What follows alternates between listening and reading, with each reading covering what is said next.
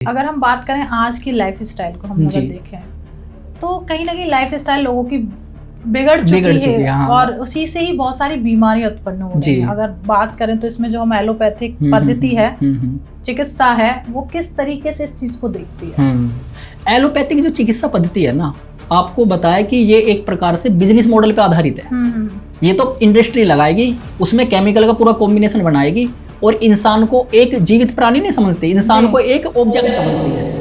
प्राकृतिक जो पद्धति है, क्या ये हर प्रॉब्लम का मतलब हर जो बीमारी है उसका इलाज कर सकती है? जी देखो, इसमें क्या होता है ना, कुछ बीमारियां इस प्रकार से पैदा हुई है जो हमारी जीवन शैली से निकली है। जी। तो जैसे मान के चलो किसी व्यक्ति को नींद की समस्या है, तो नींद की समस्या में हमारी जो पद्धति है वो उसे ठीक करने का प्रयास कर रही है, यानी कोई दवाई दे रही है या उसका, लेकिन वो फैक्ट्री के पास में सो रहा है कहीं जहाँ 24 घंटे आवाज ही रहती है, तो वो तो समाधान उसे खुद करना पड़ेगा। जैसे आजकल देखा होगा आपने, लोगों को मेंटल इश्यूज बहुत ज्यादा हो रहे हैं, हार्मोनल समस्याएं बहुत ज्यादा बढ़ती जा रही हैं, लोग कहीं ना कहीं ड्रग्स की तरफ बढ़ते ही चले जा रहे हैं।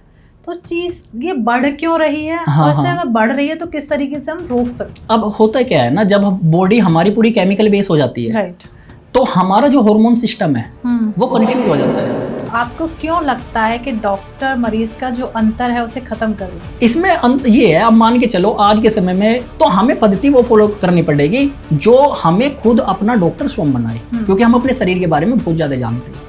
तो अगर हम बात करें, जैसे आजकल जो सबसे बड़ी प्रॉब्लम है, एक तो डिप्रेशन, एंजाइटी, इंसोमिया, ये सबसे बड़ी प्रॉब्लम है, क्या इसको भी इस पद्धति से ठीक किया जा सकता है? जी बिल्कुल ठीक किया जा सकता है। इसमें मैंने कुछ ऐसे रिजल्ट देखे हैं कि दवाइयाँ छूट गई उन लोगों की जो डिप्रेशन के 5-5 साल से, 1-2 साल से जो मरीज है, एंजाइटी की समस्या है, नींद नहीं आ रही, और जैसे उनका उपचार हुआ इस पद्धति के द्वारा, तो वह इंसान अपने आप ठीक, इसे कोई भी इंसान सीख सकता है। इसकी खास बात यह है। नमस्कार दोस्तों, आपका स्वागत है एक और नए एपिसोड में। मैं हूं आपकी होस्ट, आपकी दोस्त भारती। तो आज के एपिसोड में हम बात करेंगे, आज की दुनिया में देखा है तो थकान, एंजाइटी, डिप्रेशन इतना बढ़ता जा रहा है, तो हम कहीं ना कहीं होता है कि हम एलोपैथी की तरफ भाग रहे हैं। क्या इसके अलावा भी कोई इलाज है? क्या इसके अलावा भी हम अपने आप को ठीक कर सकते हैं? कहते हैं डाइट चेंज करो, आप फास्टिंग करो, तो कहीं ना कहीं आपकी हेल्थ ठीक हो जाएगी। तो आज के एपिसोड में हम बहुत कुछ जानने वाले हैं कि बिना मेडिसिन के आप अपने आप को कैसे ठीक कर सकते हैं। वैसे तो आप समझ चुके होंगे कि आज का एपिसोड रहेगा एक्यूपंक्चर पर, और ये एक्यूपंक्चर हमारी लाइफ में कैसे ऐड ऑन करें और कैसे ये हमारे बिना मेडिसिन के ही हमें ठीक कर देता है।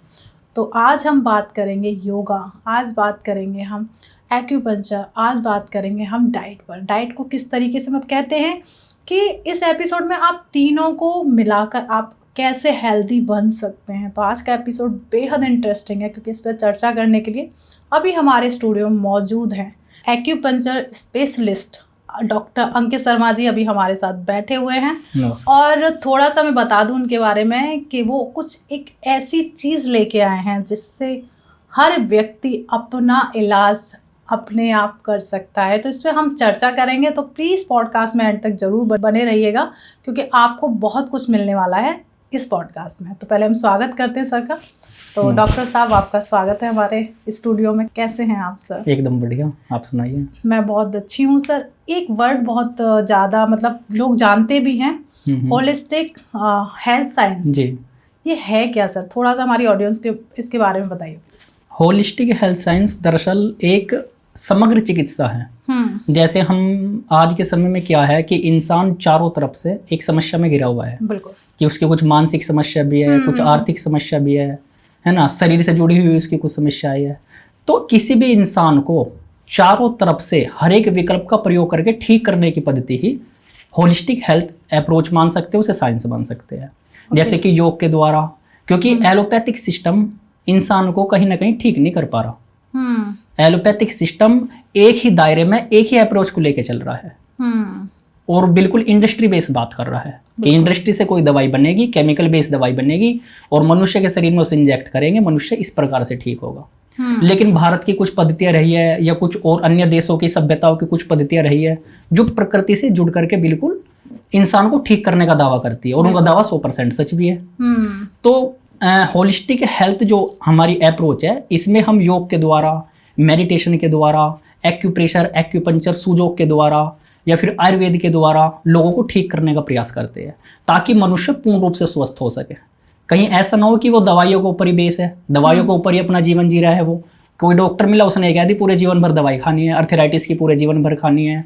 या फिर जो है आप मान सकते हो बहुत बीमारियां है, एंजाइटी है, डिप्रेशन है, टेंशन थायराइड है ना, हाँ थायराइड है, और अल्सर हो रहे हैं आजकल बहुत ज्यादा, कैंसर की प्रॉब्लम चल रही है। बच्चे छोटे छोटे जो बच्चे हैं उनमें आप देखना नींद की समस्या चल रही है, उन्हें नींद नहीं आती, इंसोमिया बोलते हैं जिसे। इंसोमिया हो गया, हाँ एंजाइटी जी, ओवरथिंकिंग है ना। हाँ, तो इंसान को चारों तरफ से यानी कि एक समग्र रूप में ठीक करने की जो शैली है या जो पद्धति है उसे होलिस्टिक हेल्थ साइंस बोल देते हैं।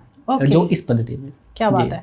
सबसे पहला मैं आपसे प्रश्न करूं तो सबसे अच्छी चिकित्सा पद्धति के मानक हाँ किस तरीके से हम जांचें? जी बिल्कुल, आपका प्रश्न बहुत गहरा है क्योंकि हर एक चीज के मानक होते हैं है ना। हाँ, आपने देखा होगा कि अर्थव्यवस्था के भी अपने मानक है, राजनीति के भी अपने मानक है कि ऐसा राज्य होना चाहिए, ऐसा राजा होना चाहिए।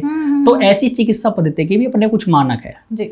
और भारत की जो चिकित्सा पद्धति रही है प्राचीन काल से, उसके मानक ये रही है कि वो प्रकृति आधारित रही है, क्योंकि हम सब पंच तत्वों से मिलके बने हैं जी, है ना। जो पंच महाभूत है उनसे ही मनुष्य का शरीर निर्मित हुआ। मनुष्य के जीव जंतु पशु पक्षी सब पंच तत्वों से मिलके बने हैं। बिल्कुल सही बात। तो इसी प्रकार से पंच तत्वों के द्वारा ही हम अपना इलाज करें। जैसे मान के चलो किसी व्यक्ति को पित्त की समस्या है, यानी उसके अंदर अग्नि बढ़ी हुई है, तो अग्नि को शांत करेगा जल जी। तो पंच महाभूत आधारित जो चिकित्सा पद्धति रही है, प्रकृति जो आधारित रही है। लेकिन आज की समस्या क्या है? आज की जो मॉडर्न पूरी की पूरी जो मेडिकल साइंस है वो टिकी हुई है केमिकल बेस्ड सिस्टम पे, इंडस्ट्री बेस्ड सिस्टम पे। जीडीपी सेंट्रिक अप्रोच है जिसकी। वो कह रही है कि दवाओं का उत्पादन करो और उत्पादन करने के बाद में एक बड़े लेवल पे दवाई को फिर वितरित करो लोगों के अंदर। हाँ, तो कहने का मतलब ये है कि जो ये पूरी की पूरी मानक पद्धति है, पूरी की पूरी इस पे टिकी हुई है कि डॉक्टर और मरीज के बीच में अंतराल कम हो। श्रेष्ठ मानक चिकित्सा पद्धति का ये होता है सबसे पहला जो इसका मानक है जी। ऐसा इस वजह से क्योंकि डॉक्टर और जो मरीज है उसमें जितना ज्यादा अंतराल रहेगा उतना कम्युनिकेशन कट जाएगा उसका, है ना। हाँ, एक जो मरीज है वो ही अपने बारे में सबसे बेहतर जानता है। कोई मशीन नहीं बता सकती, कोई डॉक्टर नहीं बता सकते उसके बारे में, जो इंसान खुद जानता है। अब टेस्ट में तो बहुत से ऐसे मेरे पास में पेशेंट आए हैं, टेस्ट में सब नॉर्मल है लेकिन इंसान परेशान है। वो हाँ वो कह रहा है कि थायराइड की समस्या भी नहीं है ना। उसने दिमाग का भी टेस्ट करा लिया, उसने पेट का भी टेस्ट करा लिया, लेकिन पता ये चला कि वो हद से ज्यादा बीमार है। तो मशीनें भी इंसान के बारे में ठीक नहीं बता पा रही। मशीनें भी कहीं ना कहीं जो है सीमा है मशीनों की भी। तो कहने का ये है अर्थ कि मानक जो होते हैं उसमें सबसे पहला मानक ये है कि प्रकृति आधारित हो, ताकि जिस हम प्रकृति के अंदर हम रह रहे हैं, जिन पंच तत्वों से हमारा निर्माण हुआ है उसमें ही इलाज ढूंढना पड़ेगा। इससे दो समस्याएं सोल्व हो जाएगी। एक तो किसी इंसान को दूर नहीं जाना पड़ेगा क्योंकि आसपास में पेड़ है, पौधे है ना, उनके द्वारा इलाज है ना। हाँ, जैसे आपने सुना होगा गिलोय की बेल है, जब जिस टाइम पे कोरोना हुआ था लोगों ने गिलोय की बेल का बहुत ज्यादा प्रयोग किया था, है ना। हाँ, अब जब गिलोय की बेल हमारे पास में है, नीम का पेड़ पास में है, तुलसी पास में है, तो हम उनका संरक्षण करेंगे क्योंकि इंसान को आपको पता है इंसान स्वार्थी तो है ही है, वो कहीं ना कहीं अपना स्वार्थ देखता है। तो जब इंसान को लगेगा कि नीम से मैं ठीक हो जाऊंगा, गिलोय से ठीक हो जाऊंगा, तुलसी से ठीक हो जाऊंगा, आंवले से ठीक हो जाऊंगा, तो उनका संरक्षण वो करेगा, उसकी मजबूरी है। लेकिन जब हम चिकित्सा पद्धति को ले जाएंगे बिल्कुल बिजनेस मॉडल के पास में, इंडस्ट्री के पास में, तो उससे क्या फर्क पड़ी है पर्यावरण की? बिल्कुल नहीं, है ना। हाँ, पर्यावरण का गहरा संबंध हमारी चिकित्सा पद्धति से जुड़ा हुआ। जो लोग जलवायु परिवर्तन के नारे लगा रहे हैं उन्हें यही समझना चाहिए कि जलवायु परिवर्तन का समस्या जो है ये, इसका समाधान हमारी चिकित्सा पद्धति से जुड़ा हुआ है, सीधे सीधे बिल्कुल। तो मानक इसके एक तो डॉक्टर और मरीज के बीच में अंतराल बहुत कम हो, दूसरा इसका मानक ये है कि प्रकृति केंद्रित हो, और तीसरा मानक ये है कि सर्वजन सुलभ हो, सभी के लिए हो। ऐसा नहीं है कि जो अमीर लोग हैं उनके लिए तो बड़े बड़े हॉस्पिटल है, लेकिन जो गरीब लोग हैं वे कहाँ जाएंगे? वे तो अपना आज के समय में ट्रीटमेंट आप छोड़ो, वे तो अपना मशीनों पे टेस्ट भी नहीं करा पा रहे। एमआरआई भी 8-10 हजार का है। बिल्कुल, एक सामान्य जो आदमी है वो एमआरआई कहाँ करा लेगा अपना? नहीं करा, है ना। हाँ, सही बात। तो वो इलाज को तो छोड़ो, वो तो एमआरआई नहीं करा पा रहा अपना, और बहुत महंगे महंगे टेस्ट है। तो कहने का मतलब ये है कि चिकित्सा पद्धति सर्वजन सुलभ होनी चाहिए, जो सभी लोगों के लिए हो। बिल्कुल। दूसरा, हमारे देश के अंदर जो है अवेयरनेस कम है अपने स्वास्थ्य को लेकर के, क्योंकि जो नुस्खे थे, जो एक परंपरा में चीजें चल रही थी, वे सब ध्वस्त करती गई, जी। है ना। हाँ, जो ब्रिटिश काल के दौरान जो हमारे बड़े बूढ़े थे, जो उनकी एक जीवन शैली थी, जैसे मान के चलो नानी के नुस्खे है ना, टाइप, हाँ आज के आपने टाइप है ना, हाँ। और हमारी जो पूरी की पूरी जो रसोई है, उस रसोई के अंदर लगभग जो है 50% जो हमारा इलाज अपने आप हो जाता है। हल्दी भी है उसके अंदर, है ना, हल्दी है, उसके अंदर अजवाइन भी है, जीरा भी है, और विभिन्न प्रकार की और सामग्री है। राइट। तो वे सब हमें ठीक करने के लिए है। लेकिन हमने सोची ये रसोई तो अलग है, और जो आज के समय में मेडिकल स्टोर खोल लिए घर में, है ना, सब परिवार की वहीं दवाई रखी है ना। हाँ, बिल्कुल नहीं, तो नहीं, कहने एकदम का सही। मतलब ये है कि कहीं ना कहीं हम परंपरा से कटे हैं। पर ये है ना? सारी हाँ। समस्याएं अगर हम बात करें, जी जो हमारा विश्व युद्ध हुआ था, उससे हाँ। पहले ये प्रॉब्लम नहीं जी, थी। जी, जी, उसके जी। बाद ही इंडस्ट्रीज बहुत आई, जैसे फार्मा की हाँ, इंडस्ट्री ये भी हो आपने गई। जो है काफी डीप चीज पूछी है। आप और फार्मा हो गया, बिल्कुल, वेपन्स हो बिल्कुल। गए, हाँ जी, हाँ अगर जी। आप जैसे बात कर रहे हैं केमिकल्स की, हाँ। तो ये सारे इंट्रोड्यूस तो उसी के बाद दरअसल हुए हैं। क्या है, आज के समय में आप पेस्टिसाइड्स देख लो, ये बहुत पेस्टिसाइड जो खेतों में डल रहे हैं, हम्म, है ना, और इंसान जो एलोपैथिक दवाइयाँ खा रहा है, और जो युद्ध हो रहे हैं इतने ज्यादा, ये सब चीजें आपस में जुड़ी हुई है। और जो ये पैक फूड या फास्ट फूड, ये सब चीजें आपस में कैसे जुड़ी हुई है? विश्व युद्ध के दौर में क्या हुआ, बड़े बड़े वेपन तैयार किए गए, जी। है ना। हाँ, तो जब वो वेपन तैयार किए गए, उनके द्वारा दूसरे देश पे आक्रमण किया गया। लेकिन हुआ क्या, जीत हार के बाद में उन्हें पता चला कि अब इनके वेपन का हम करेंगे क्या। तो वहां से युद्ध की आवश्यकता पड़ी, क्योंकि कोई भी इंडस्ट्री जीवित रखने के लिए कंज्यूमर तो चाहिए। बिल्कुल चाहिए।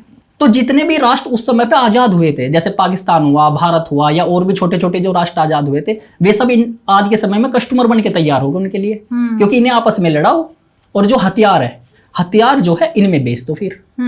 तो युद्ध एक आवश्यकता बन गया। युद्ध का कोई समाधान नहीं है। अब सब शांति की बात कर रही है, लेकिन हमें ये भी तो कारण ढूंढना पड़ेगा, जो वेपन इंडस्ट्री है वो मजबूरी है उसे आगे बढ़ाना। बिल्कुल। ऐसे ही उस समय पे कुछ वेपन्स केमिकल के रूप में बनाए गए थे, उसमें कुछ दवाइयां भी थी और कुछ पेस्टिसाइड्स थे।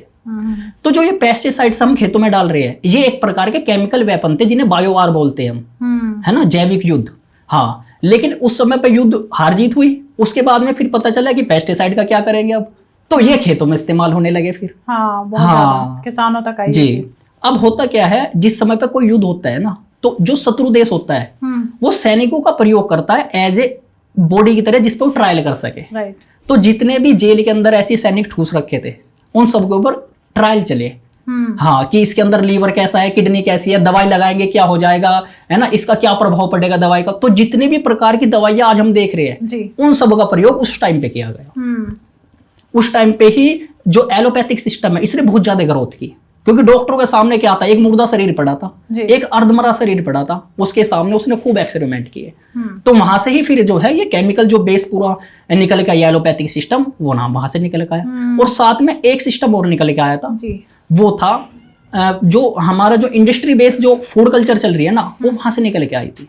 क्योंकि सैनिकों को ऐसा तो है नहीं, आटा बनाएंगे, रोटी बनाएंगे, जब उन्हें भोजन पहुंचाएंगे तो वो पैक फूड दिया गया उन्हें, कि उन्हें मैगी खिला दी, या उन्हें चाउमीन भेज दी, या उन्हें और भी विभिन्न प्रकार के जो सब्सटेंस है वो पैकिंग करके उन्हें भेज दी, जिसे हम राशन सामग्री बोलते हैं, है ना। हाँ, वो भेज दी उनके पास।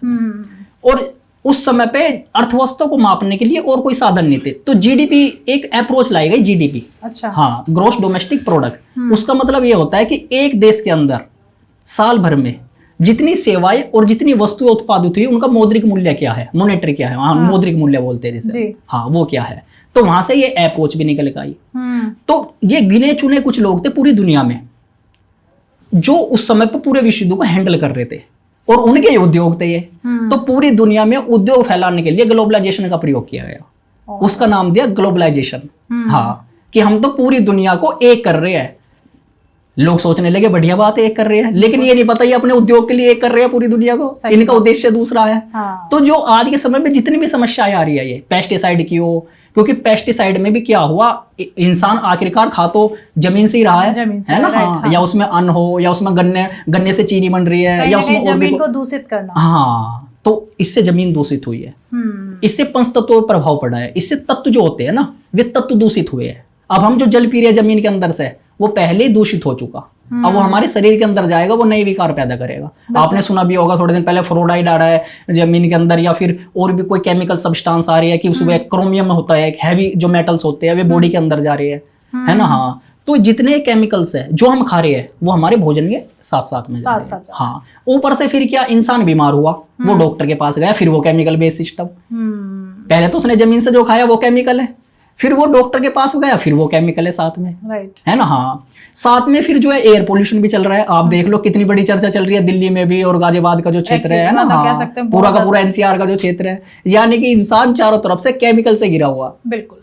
अगर जैसे अभी आप बात कर रहे हैं, क्योंकि हम जी। पंच तत्वों की बात कर रहे हैं, प्रकृति की बात कर रहे हैं, तो आज के टाइम पर अगर देखा जाए, जैसे आपने भी देखा होगा 2025 की अगर बात करें तो बाढ़ बहुत ज्यादा आई है, अनलिमिटेड बारिश बहुत ज्यादा हो रही है, कहीं देखा जाए तो प्लेन क्रैश हो गया। तो कहीं ना कहीं प्रकृति अपना खेल खेल रही है। जी, हाँ, प्रकृति का एक प्रत्युत्तर है। ऐसा लग रहा है प्रकृति अपना कुछ मतलब गुस्सा निकाल रही है, है ना। हाँ, ऐसा लग रहा है क्रोध में है प्रकृति। हाँ, तो इसे ही जो वैज्ञानिक भाषा में जलवायु परिवर्तन बोलते हैं, क्लाइमेट चेंज। क्लाइमेट चेंज में क्या होता है कि इसमें कार्बन एमिशन बहुत ज्यादा हो जाता है, और जो ये जल स्तर है समुद्र का वो बढ़ता है ना। हाँ, नदियों का जो स्तर है वो बहुत ज्यादा बढ़ जाता है।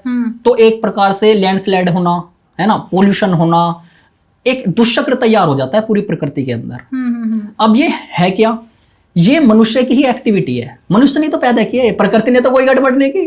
प्रकृति अपने आप खुद गड़बड़ नहीं करती, वो तो मनुष्य की ही करामात है जी। हाँ, और मनुष्य ने क्यों पैदा किया, जीडीपी सेंट्रिक अप्रोच। हाँ, इसमें ये चाह रहा है कि अधिक से अधिक उत्पादन हो, तो उसे खनन ज्यादा करनी है, उसे इंडस्ट्री ज्यादा लगानी है, उसे चारों तरफ से अपना प्रोडक्शन बढ़ाना है जी। क्योंकि हर देश के अंदर एक होड़ लगी हुई है। हर देश ये चाह रहा है कि मेरी जीडीपी ज्यादा हो जाए। हम जो है आज के समय में जीडीपी के आधार पे देश को देख रहे हैं कि फलाने की इतनी ट्रिलियन है, हमारी इतनी ट्रिलियन है, उसकी इतनी ट्रिलियन है, और यदि और बढ़ानी है तो हमें उत्पादन करना पड़ेगा। और उत्पादन यदि हम करेंगे तो प्रकृति के साथ प्रकृति के साथ तो छेड़छाड़ होगी, और प्रकृति के साथ में यदि छेड़छाड़ होती है तो उसका प्रत्युत्तर देख लीजिए आप क्या मिल रहा है। हाँ, तो जलवायु परिवर्तन, विश्व युद्ध, ये सारी चीजें आपस में जुड़ी हुई है। लेकिन इंसान को ये ऐसा दिखाया जा रहा कि नहीं, ये तो कुछ पहले कारण है, वो है कोई जिम्मेदार। अब जिम्मेदार कौन है इसमें?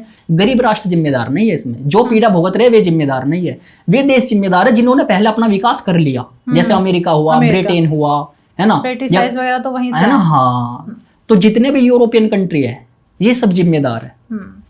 जैसे कहते हैं किसान जो अपने खेत में डालता है केमिकल, वो कहीं ना कहीं अमेरिका के, हाँ, अमेरिका की कंपनियां हैं, हमारे देश के अंदर यूज भी नहीं करते, यूज नहीं करते, बहुत कम यूज करते हैं वो। मतलब कह सकते हैं जैसे आपकी बात से कहीं ना कहीं हम समझ पा रहे हैं कि वो लालच बढ़ाना किसानों को, क्योंकि उसकी उत्पादन बहुत अच्छा होता है। जी। अभी आप देख लीजिए, एक संसाधनों का एक प्रकार से लूट चल रही है। कैसे चल रही है? हमारे यहाँ धान लगवा देंगे जी, हाँ, और धान में सबसे ज्यादा पानी लगता है, हाँ, है ना। हाँ, अपने उधर नहीं लगाएंगे तो हमारे यदि किसी इंसान ने यदि धान लगाई है तो मान के चलो 1 किलो चावल है, उसमें कई हजार लीटर पानी लगा दिया जी, तो वे सीधा चावल खरीदते हैं। तो उन्होंने क्या करा, अपना पानी बचा लिया, हमारा पानी वेस्ट करवा दिया यहाँ, और यहाँ से 1 किलो चावल लेके चले गए। मान के चलो 50 रुपए का चावल है, और पानी लगा दिया हमने कितने हजार, कई हजार का पानी लगा दिया। तो एक प्रकार से छिपी हुई संसाधनों की लूट है कि जो इनके पास में संसाधन है इनसे वो चीजें पैदा करवाओ, वरना हमें तो बहुत ज्यादा भुगतान करना पड़ेगा। जी, हाँ, और हम वहां से वो बनी बनाई चीजें खरीद लेंगे। जो संसाधनों का ज्यादा प्रयोग करती है ना चीजें, तो उन्हें इन लोगों पे पैदा करवाओ। तो हमारे यहाँ जैसे धान ज्यादा लगाते हैं, तो उसके पीछे यही सबसे बड़ा कारण है, छिपे रूप में संसाधनों की लूट है।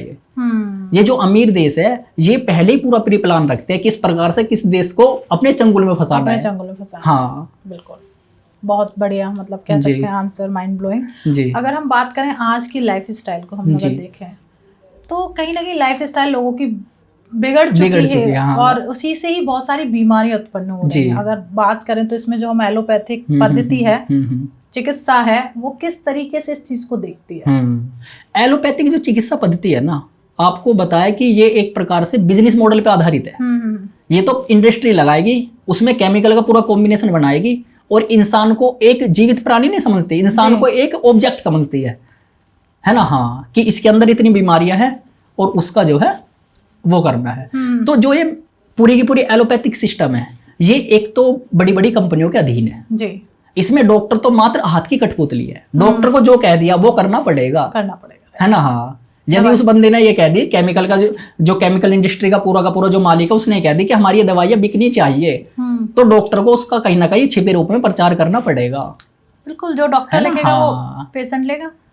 सिंपल सी बात है। तो कहीं ना कहीं ये company oriented, GDP centric oriented, इस अप्रोच से ही पूरी पद्धति, तो इसमें इंसान का स्वास्थ्य कहाँ चला गया?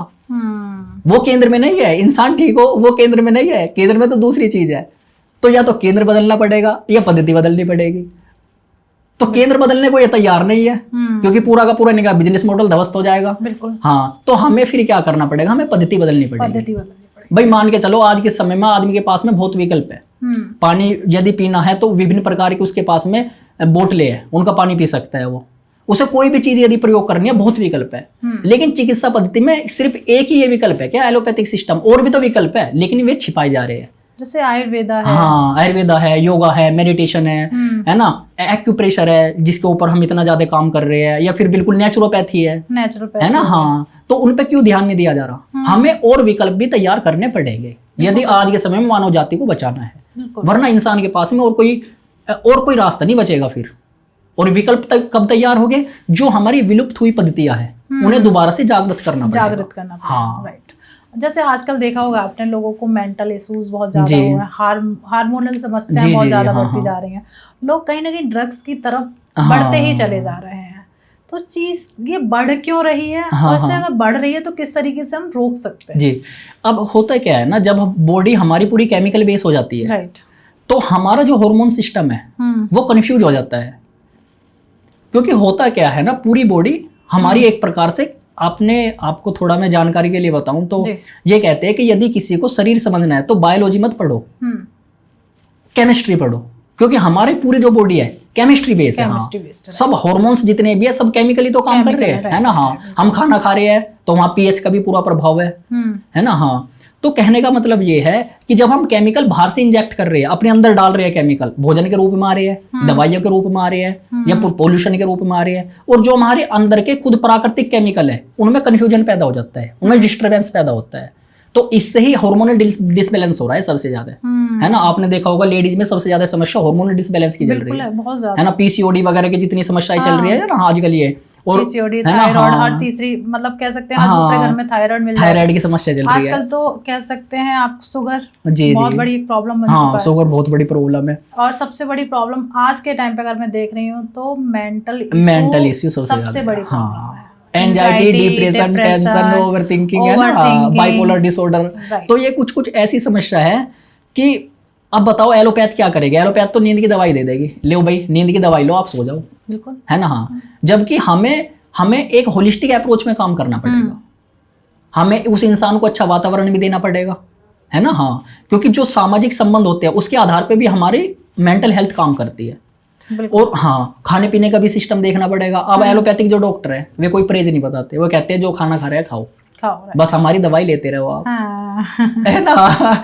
जबकि नेचुरोपैथी का पूरा सिस्टम है, भारत का पूरा सिस्टम है, सब ये कहते हैं भाई परहेज पहले है, दवाई बाद में, परहेज पहले है कर लोगे तभी दवाई मिलेगी, तभी दवाई मिलेगी। जो अब भी जो बहुत अच्छे डॉक्टर है ना, हाँ, जिन्हें हम बिल्कुल बोलते हैं कि हाँ इतना अच्छा वैद्याचार्य है वो इंसान, तो ये कहते हैं भाई उसका परहेज बहुत पक्का है, यदि तो परहेज करेगा ठीक हो जाएगा, ठीक नहीं होने वाला। बिल्कुल, डॉक्टर भी अगर मैं बात करूं नेचुरोपैथी वाले डॉक्टर का पहला सवाल होता है परहेज कर लोगे तभी हम दवाई देंगे, तभी दवाई देंगे।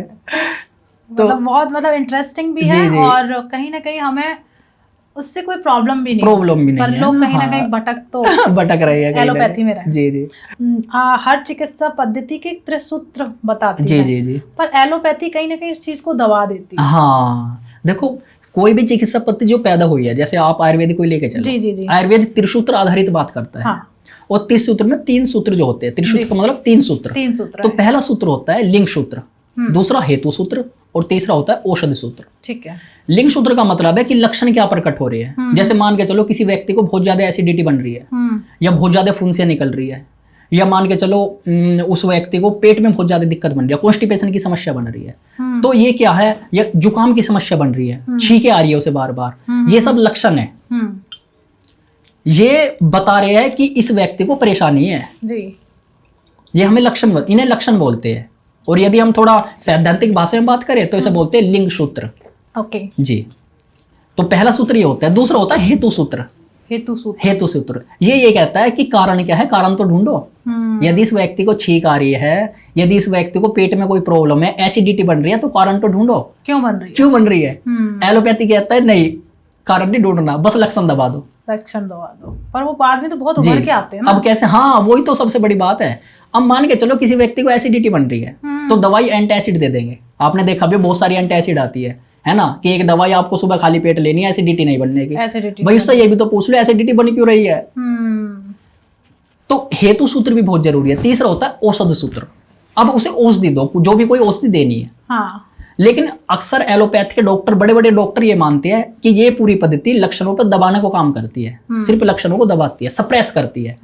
जैसे दर्द हो रहा है तो पेन किलर दे दिया, दर्दनाशक दे दिया। ये तो पता करो दर्द है किस वजह से, हेतु सूत्र पे जाना पड़ेगा। पर यहाँ पे एक चीज मैं आपको बीच में रोक रही हूँ, कहीं ना कहीं जो जी लोग हैं कहीं ना कहीं वो इस चीज के ऊपर है कि हाँ, वो पेन सहन ही नहीं कर सकते। जी मैं समझ रहा हूँ आपकी बात। जल्दी दो, हाँ जल्दी दो, मुझसे नहीं हो रहा। जल्दबाजी पहुंचे आज के समय में। लेकिन उसका दुष्परिणाम क्या हो रहा है फिर, उसमें ऑटोइम्यून डिसीज पैदा हो रही है और जेनेटिक प्रॉब्लम पैदा हो रही है। कोई इंसान यदि इस पीड़ा को भुगत रहा है, वो अपने तक सीमित नहीं रखना उस समस्या को। जो उसके बच्चे पैदा हो रहे हैं उनमें भी वो बीमारी पीढ़ी के रूप में जा रही है। हाँ, तो वो सिर्फ अपने साथ खिलवाड़ नहीं कर रहा, वो अपनी पीढ़ी के साथ भी खिलवाड़ कर रहा है। जेनेटिक प्रॉब्लम हो रही है इस वजह से। क्योंकि जब भी कोई बीमारी लगभग 10-12 साल तक रह जाएगी या 6 साल तक रह जाएगी, वो जेनेटिक सिस्टम में आ जाएगी फिर वो धीरे धीरे, और उसमें आने के बाद में फिर वो पीढ़ी दर पीढ़ी चलती रहेगी। अभी मैं आपको बताऊं, कुछ पेशेंट ऐसे हैं जिनकी 13-14 साल उम्र है, 20 साल उम्र है, और उन्हें ऑटोइम्यून डिसीज है यानी आर्थराइटिस है। ऐसी बीमारी है कि डॉक्टर ने कह दी कि इन्हें कोई इलाज संभव नहीं है। हाँ, बहुत सारी ऐसी प्रॉब्लम्स आ रही हैं। तो ये सब समस्याएं इस वजह से पैदा हो रही है जब हम त्रिसूत्र का ध्यान नहीं रखते। लक्षण हमारे लिए फायदेमंद है, लक्षण हमें ये बता रहे हैं कि भाई कारण ढूंढो और फिर हमारा उपचार करो। लेकिन यदि हम लक्षणों को दबा देंगे, हम पेन किलर दे देंगे, एंटासिड दे देंगे, एंटी एलर्जिक दे देंगे। यदि किसी को एलर्जी हो रही है तो एलर्जी की दवाई दे दी, वो एलर्जी दब गई। जैसे सिट्राजिन दे दिया तो दब गई। अब वो नई समस्या पैदा कर देगी फिर। हाँ, क्योंकि लक्षण तो दूसरे रूप में प्रकट होगा फिर। बिल्कुल, है ना। मान के चलो हमने एंटासिड दे दी तो ब्लड के अंदर एसिड चला जाएगा अब, और जब ब्लड के अंदर एसिड चला जाएगा नई नई प्रकार की एलर्जी पैदा हो जाएगी, एक्जिमा, सोराइसिस, और फिर डॉक्टर ये कह देगा इनका कोई इलाज नहीं है। तो ऐसा होता है ये सब। जैसे अगर हम बात करें जो प्राकृतिक जो पद्धति है, कहीं ना कहीं बहुत असरदार भी है और बहुत सस्ती भी है। अगर जीडीपी की आप बात करते हैं, इतना मॉडल सस्ता है तो क्यों सपोर्ट नहीं कर रहा है? हाँ, तो इसमें ये होता है ना, देखो गवर्नमेंट, आप मान के चलो कोई व्यक्ति पास में नीम खड़ा है, नीम से ठीक होगा वो। यदि वो व्यक्ति हॉस्पिटल में जाएगा तो उसका लाखों का बिल बैठ जाएगा। बिल्कुल बैठ है ना। हाँ, अब जो कंपनियां हैं, जो बड़ी बड़ी इंडस्ट्री है, जो वे दवाइयां बना रही है, सरकार को टैक्स पे कर रही है। तो कहने का मतलब ये है कि जब इंसान अपने आसपास की औषधियों से ठीक हो जाएगा तो फिर इसमें गवर्नमेंट ये सोचेगी मुझे तो कुछ फायदा हो ही नहीं रहा। भाई टैक्स वगैरह तो उसके पास में जा नहीं रहा। सारे डॉक्टर जो है ऐसे बैठे हैं कि हमारे पास तो कोई मरीज ही नहीं आ रहा, सारे मरीज जो है आसपास में ठीक होने लगे इसी प्रकार से। लेकिन किसी भी राष्ट्र की उन्नति का सबसे बड़ा मानक ये होता है कि हम मनुष्य के जो शरीर है उसके साथ में खिलवाड़ ना करें। इंसान को ठीक करने के लिए सरकार को यदि टैक्स कम मिल रहा है तो कोई दिक्कत नहीं है, लेकिन इंसान ठीक। अब हम कहते हैं आज के समय में कि भारत सबसे बड़ा युवाओं का देश है, लेकिन जितने भी युवा है ये विभिन्न प्रकार की समस्याओं में घिरे हुए। कहने को युवा है, विभिन्न प्रकार की समस्याओं में घिरे। मेंटल डिसऑर्डर सबसे ज्यादा है, हेल्थ के डिसऑर्डर सबसे ज्यादा है, और विभिन्न प्रकार की और समस्याएं है। तो हम वैसे तो ढिंडोरा पीट रहे हैं कि हम युवाओं के देश है, लेकिन युवाओं के कहाँ देश है जब विभिन्न प्रकार की समस्याओं में फंसे हुए हैं। युवा है किस नाम के? नशा इतना ज्यादा है, आपने देखा होगा कितने ज्यादा ठेके आसपास में जी। है ना। तो नशा इतना ज्यादा बढ़ता जा रहा है, हम कह रहे हैं युवाओं के देश है। तो जीडीपी में बाधा बनती है ये चीज, लेकिन हमें राष्ट्र के लिए मनुष्य प्रथम रखना पड़ेगा। बिल्कुल रखना है ना। हाँ, यदि हम मनुष्य को गौण कर देंगे तो फिर आप ये बताओ मनुष्य से तो राष्ट्र बनता है। मान के चलो ये भारत है, 150 करोड़ जनसंख्या है। यदि इस भारत में मुश्किल से 2-4 करोड़ ही बचे तो फिर क्या लाभ हुआ? कुछ नहीं हुआ, फिर तो सारा खत्म हो गया। ये किसी भी राष्ट्र का जो प्राण है ना वो मनुष्य होते हैं। तो मनुष्य के स्वास्थ्य के साथ में हम छेड़छाड़ नहीं कर सकते। हमें अपनी जीडीपी के साथ में थोड़ा समझौता करना पड़ेगा। और बहुत साधन है जीडीपी बढ़ाने के, या फिर एक एलोपैथिक सिस्टम भी है, और भी तो बहुत साधन है ना। पर अगर हम बात करें प्राकृतिक जो पद्धति है, जैसे आयुर्वेदा हो गया, एक्यूपंक्चर हो गया जी, योग हो गया, मैं कह सकते हैं इतनी सारी पद्धति हैं पर बहुत स्लो काम करती है। लोगों का यही हमेशा होता है यार आयुर्वेद तो बहुत स्लो काम करेगी, एक्यूपंक्चर यार पता नहीं काम करता है नहीं करता। मतलब लोगों के अंदर जो एक व्यू बना हुआ है हर चीज को लेके, उसको कैसे कम करें? हाँ, मतलब एक अंदर ही एक ऐसी मनोवृत्ति है इंसान के आज के समय में कि वो थोड़ा धैर्य नहीं रख सकता, पेशेंस नहीं है उसके पास नहीं में, है, है ना। patience हाँ, नहीं है, right। अभी मैं आपको बताऊं, एक एग्जांपल बताऊंगा आपको। एक पेशेंट मेरे पास में आज से 5 साल पहले आया था जी।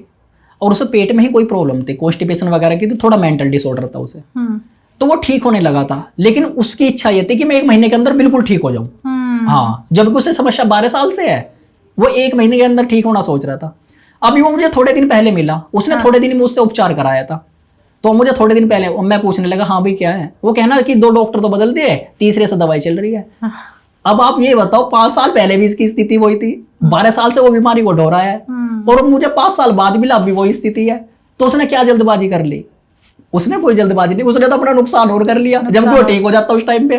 तो कहने का मतलब ये है कि इंसान की एक मनोवृत्ति ऐसी है कि मैं जल्दी ठीक हो जाऊं, उस जल्दी के चक्कर में वो उस बीमारी को जीवन भर ढो रहा है, क्योंकि डॉक्टर ये कहते हैं कि दवाई जो है जीवन भर खानी पड़ेगी। तो हमें थोड़ी मनोवृत्ति बदलनी पड़ेगी हमें, है ना। हाँ, जैसे अंकित सर अगर देखा जाए, बहुत सारी ऐसी प्रॉब्लम्स हैं जिनका इलाज एलोपैथिक में ही है। हाँ, क्या हाँ। प्राकृतिक जो पद्धति है, क्या ये हर प्रॉब्लम का मतलब हर जो बीमारी है उसका इलाज कर सकती है? जी, देखो इसमें क्या होता है ना, कुछ बीमारियां इस प्रकार से पैदा हुई है जो हमारी जीवन शैली से निकली है। जी। तो एक तो हमें होलिस्टिक का मतलब यही है कि जो बीमारी जहां से ठीक हो सकती है, जैसे मान के चलो किसी व्यक्ति को नींद की समस्या है, तो नींद की समस्या में हमारी जो पद्धति है वो उसे ठीक करने का प्रयास कर रही है, यानी कोई दवाई दे रही है या उसका, लेकिन वो फैक्ट्री के पास में सो रहा है कहीं जहाँ 24 घंटे आवाज ही रहती है, तो वो तो समाधान उसे खुद करना पड़ेगा, या तो उसे कोई रूम अलग लेना पड़ेगा या उसे अपने घर की व्यवस्था अलग करनी पड़ेगी। तो हमें ये देखना पड़ेगा कि समस्या का कारण क्या है, क्योंकि एक जो समस्या शरीर में पैदा हो रही है उसके पीछे कई कारण होते हैं। तो जैसे कुछ बीमारी हो रही है, जैसे कैंसर है आज के समय में, हम ये नहीं कहते कि बिल्कुल इसके ऊपर ही आश्रित हो जाओ भाई। जो हमारी छोटी छोटी समस्याएं है, जैसे शुगर है, बीपी की समस्या है, और या थायराइड की समस्या है, इन समस्याओं को हम इस पद्धति से ठीक कर सकते हैं। लेकिन जो कोई कॉम्प्लिकेटेड केस है उसमें हम वो डॉक्टर रेफर कर सकते हैं। कहने का मतलब ये है कि एक ही पद्धति नहीं है, पद्धतियां बहुत है। आप और भी, अब मान के चलो किसी व्यक्ति को छींक की समस्या है, ये हल्का सा बुखार बना, वो तुरंत डॉक्टर के पास में चला गया, वो बड़े बड़े हॉस्पिटलों में धक्के खाने लगा वो, जो कि वो गलत है। मतलब कि जो बहुत कॉम्प्लिकेटेड केस है उसमें हम इस पद्धति को प्रेफर कर सकते हैं, क्योंकि आधुनिक जो साइंस है वो बहुत ज्यादा ग्रोथ कर रही है, तो उसका भी हम सहारा ले सकते हैं। लेकिन जो ज्यादातर जो समस्या है ना, वे छोटे लेवल की समस्या है, इतने बड़े लेवल की समस्या है ना। अब आप मान के चलो 1000 आदमियों में या 2000 आदमियों में एक व्यक्ति को कैंसर होगा, लेकिन ज्यादातर बीपी की समस्या सबको है। किसी से पूछ लो आप सही कहेंगे बीपी अप है या डाउन है, या शुगर की समस्या है या दोनों ही है। तो कैंसर के लिए हम उसे प्रीफर कर सकते हैं, उसे हम ज्यादा वो दे सकते हैं प्राथमिकता। लेकिन जो और छोटी समस्या है उनके लिए हम अपनी पद्धति अपना सकते हैं, और धीरे धीरे धीरे धीरे फिर लोगों का रुझान इधर कह सकते हैं कि हर पद्धति को एक दूसरे के साथ मिलके चलना मिलके चलना, समन्वय स्थापित करना पड़ेगा। ऐसा नहीं है एक ही चश्मे से देख रहे हो और हमें सिर्फ दवाइयां दिखाई दे रही है स्टोर पे रखी हुई, हमें वृक्ष भी तो दिखाई दे रहे हैं, हमें और भी तो पद्धतियां दिखाई दे रही है। तो हमें एक लेंस का प्रयोग नहीं करना, हमें मल्टी डायमेंशन अप्रोच लेके चलनी होगी, है ना। हम उसका विरोध इस प्रकार से नहीं कर रहे कि वो पश्चिम से आई है, उसका विरोध का कारण ये है कि वो बिजनेस मॉडल पे आधारित है, और उसके लिए इंसान मात्र क्या है, एक ऑब्जेक्ट है। हाँ, जैसे आपने योग है, आपने आहार, दिनचर्या, तीनों को एक होता है कंबाइंड किया, हाँ, जिससे आप अपनी प्रॉब्लम से निकल सकते हैं जी। तो ये इसके पीछे बनाने का क्या कारण है? कि मतलब कह सकते हैं आपने योग भी ऐड किया, आपने न्यूट्रिशन भी ऐड कर दिया, और साथ में आपने दिनचर्या लाइफ स्टाइल को भी। तो ये जो कोर्स बनाने के पीछे जो आपका क्या कारण है? अच्छा, अभी मैं आपको थोड़ा इसमें डीप लेके चलूँ तो हमारी जो बॉडी होती है ना, ये बायोलॉजिकल क्लॉक को फॉलो करती है, जिसे हम जैविक घड़ी बोलते हैं। यानी कि हमारे सोने का टाइम, उठने का टाइम, सब एक टाइम फिक्स होता है बॉडी के अनुसार, है ना। हाँ, तो सबसे पहले क्या हुआ, जो ये आज का पूरा पूंजीवाद चला और अर्बनाइजेशन चला, नगरीकरण ज्यादा हुआ, इसमें मनुष्य की डेली लाइफ बिगड़ गई। अब रात की भी जॉब है, पूरी रात इंसान कोई जॉब कर रहा है। ऐसे मेरे पास में बहुत एग्जांपल आए हैं जिन्होंने पूरी रात जॉब की, लगभग 10-12 साल लो, और जितना कमाया अब वो डॉक्टर के पास में जा रहे हैं, क्योंकि उन्हें इस प्रकार की बीमारियां पैदा हुई रात को जागने पे कि उनके लीवर की डिसीज पैदा हो गई। बायोलॉजिकल क्लॉक ये कहती है कि जिस प्रकार से सूर्य निकल रहा है ऐसे ही बॉडी का उदय हो रहा है। जो हमारा शरीर है इसके सारे फंक्शन काम कर रहे हैं।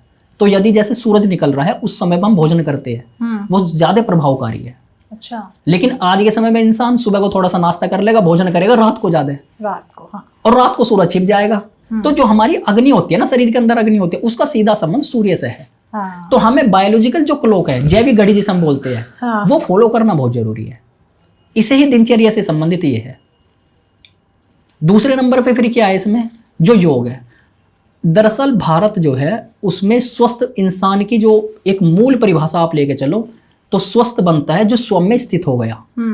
और जो योग होता है ना, स्वस्थ का मतलब ऐसा नहीं है कोई इंसान बीमारी नहीं है वो स्वस्थ नहीं, स्वस्थ का मतलब है स्वयं में स्थित हो गया, उसे स्वस्थ बोलते हैं। भारतीय जो आयुर्वेद के पूरा पूरा सिस्टम है।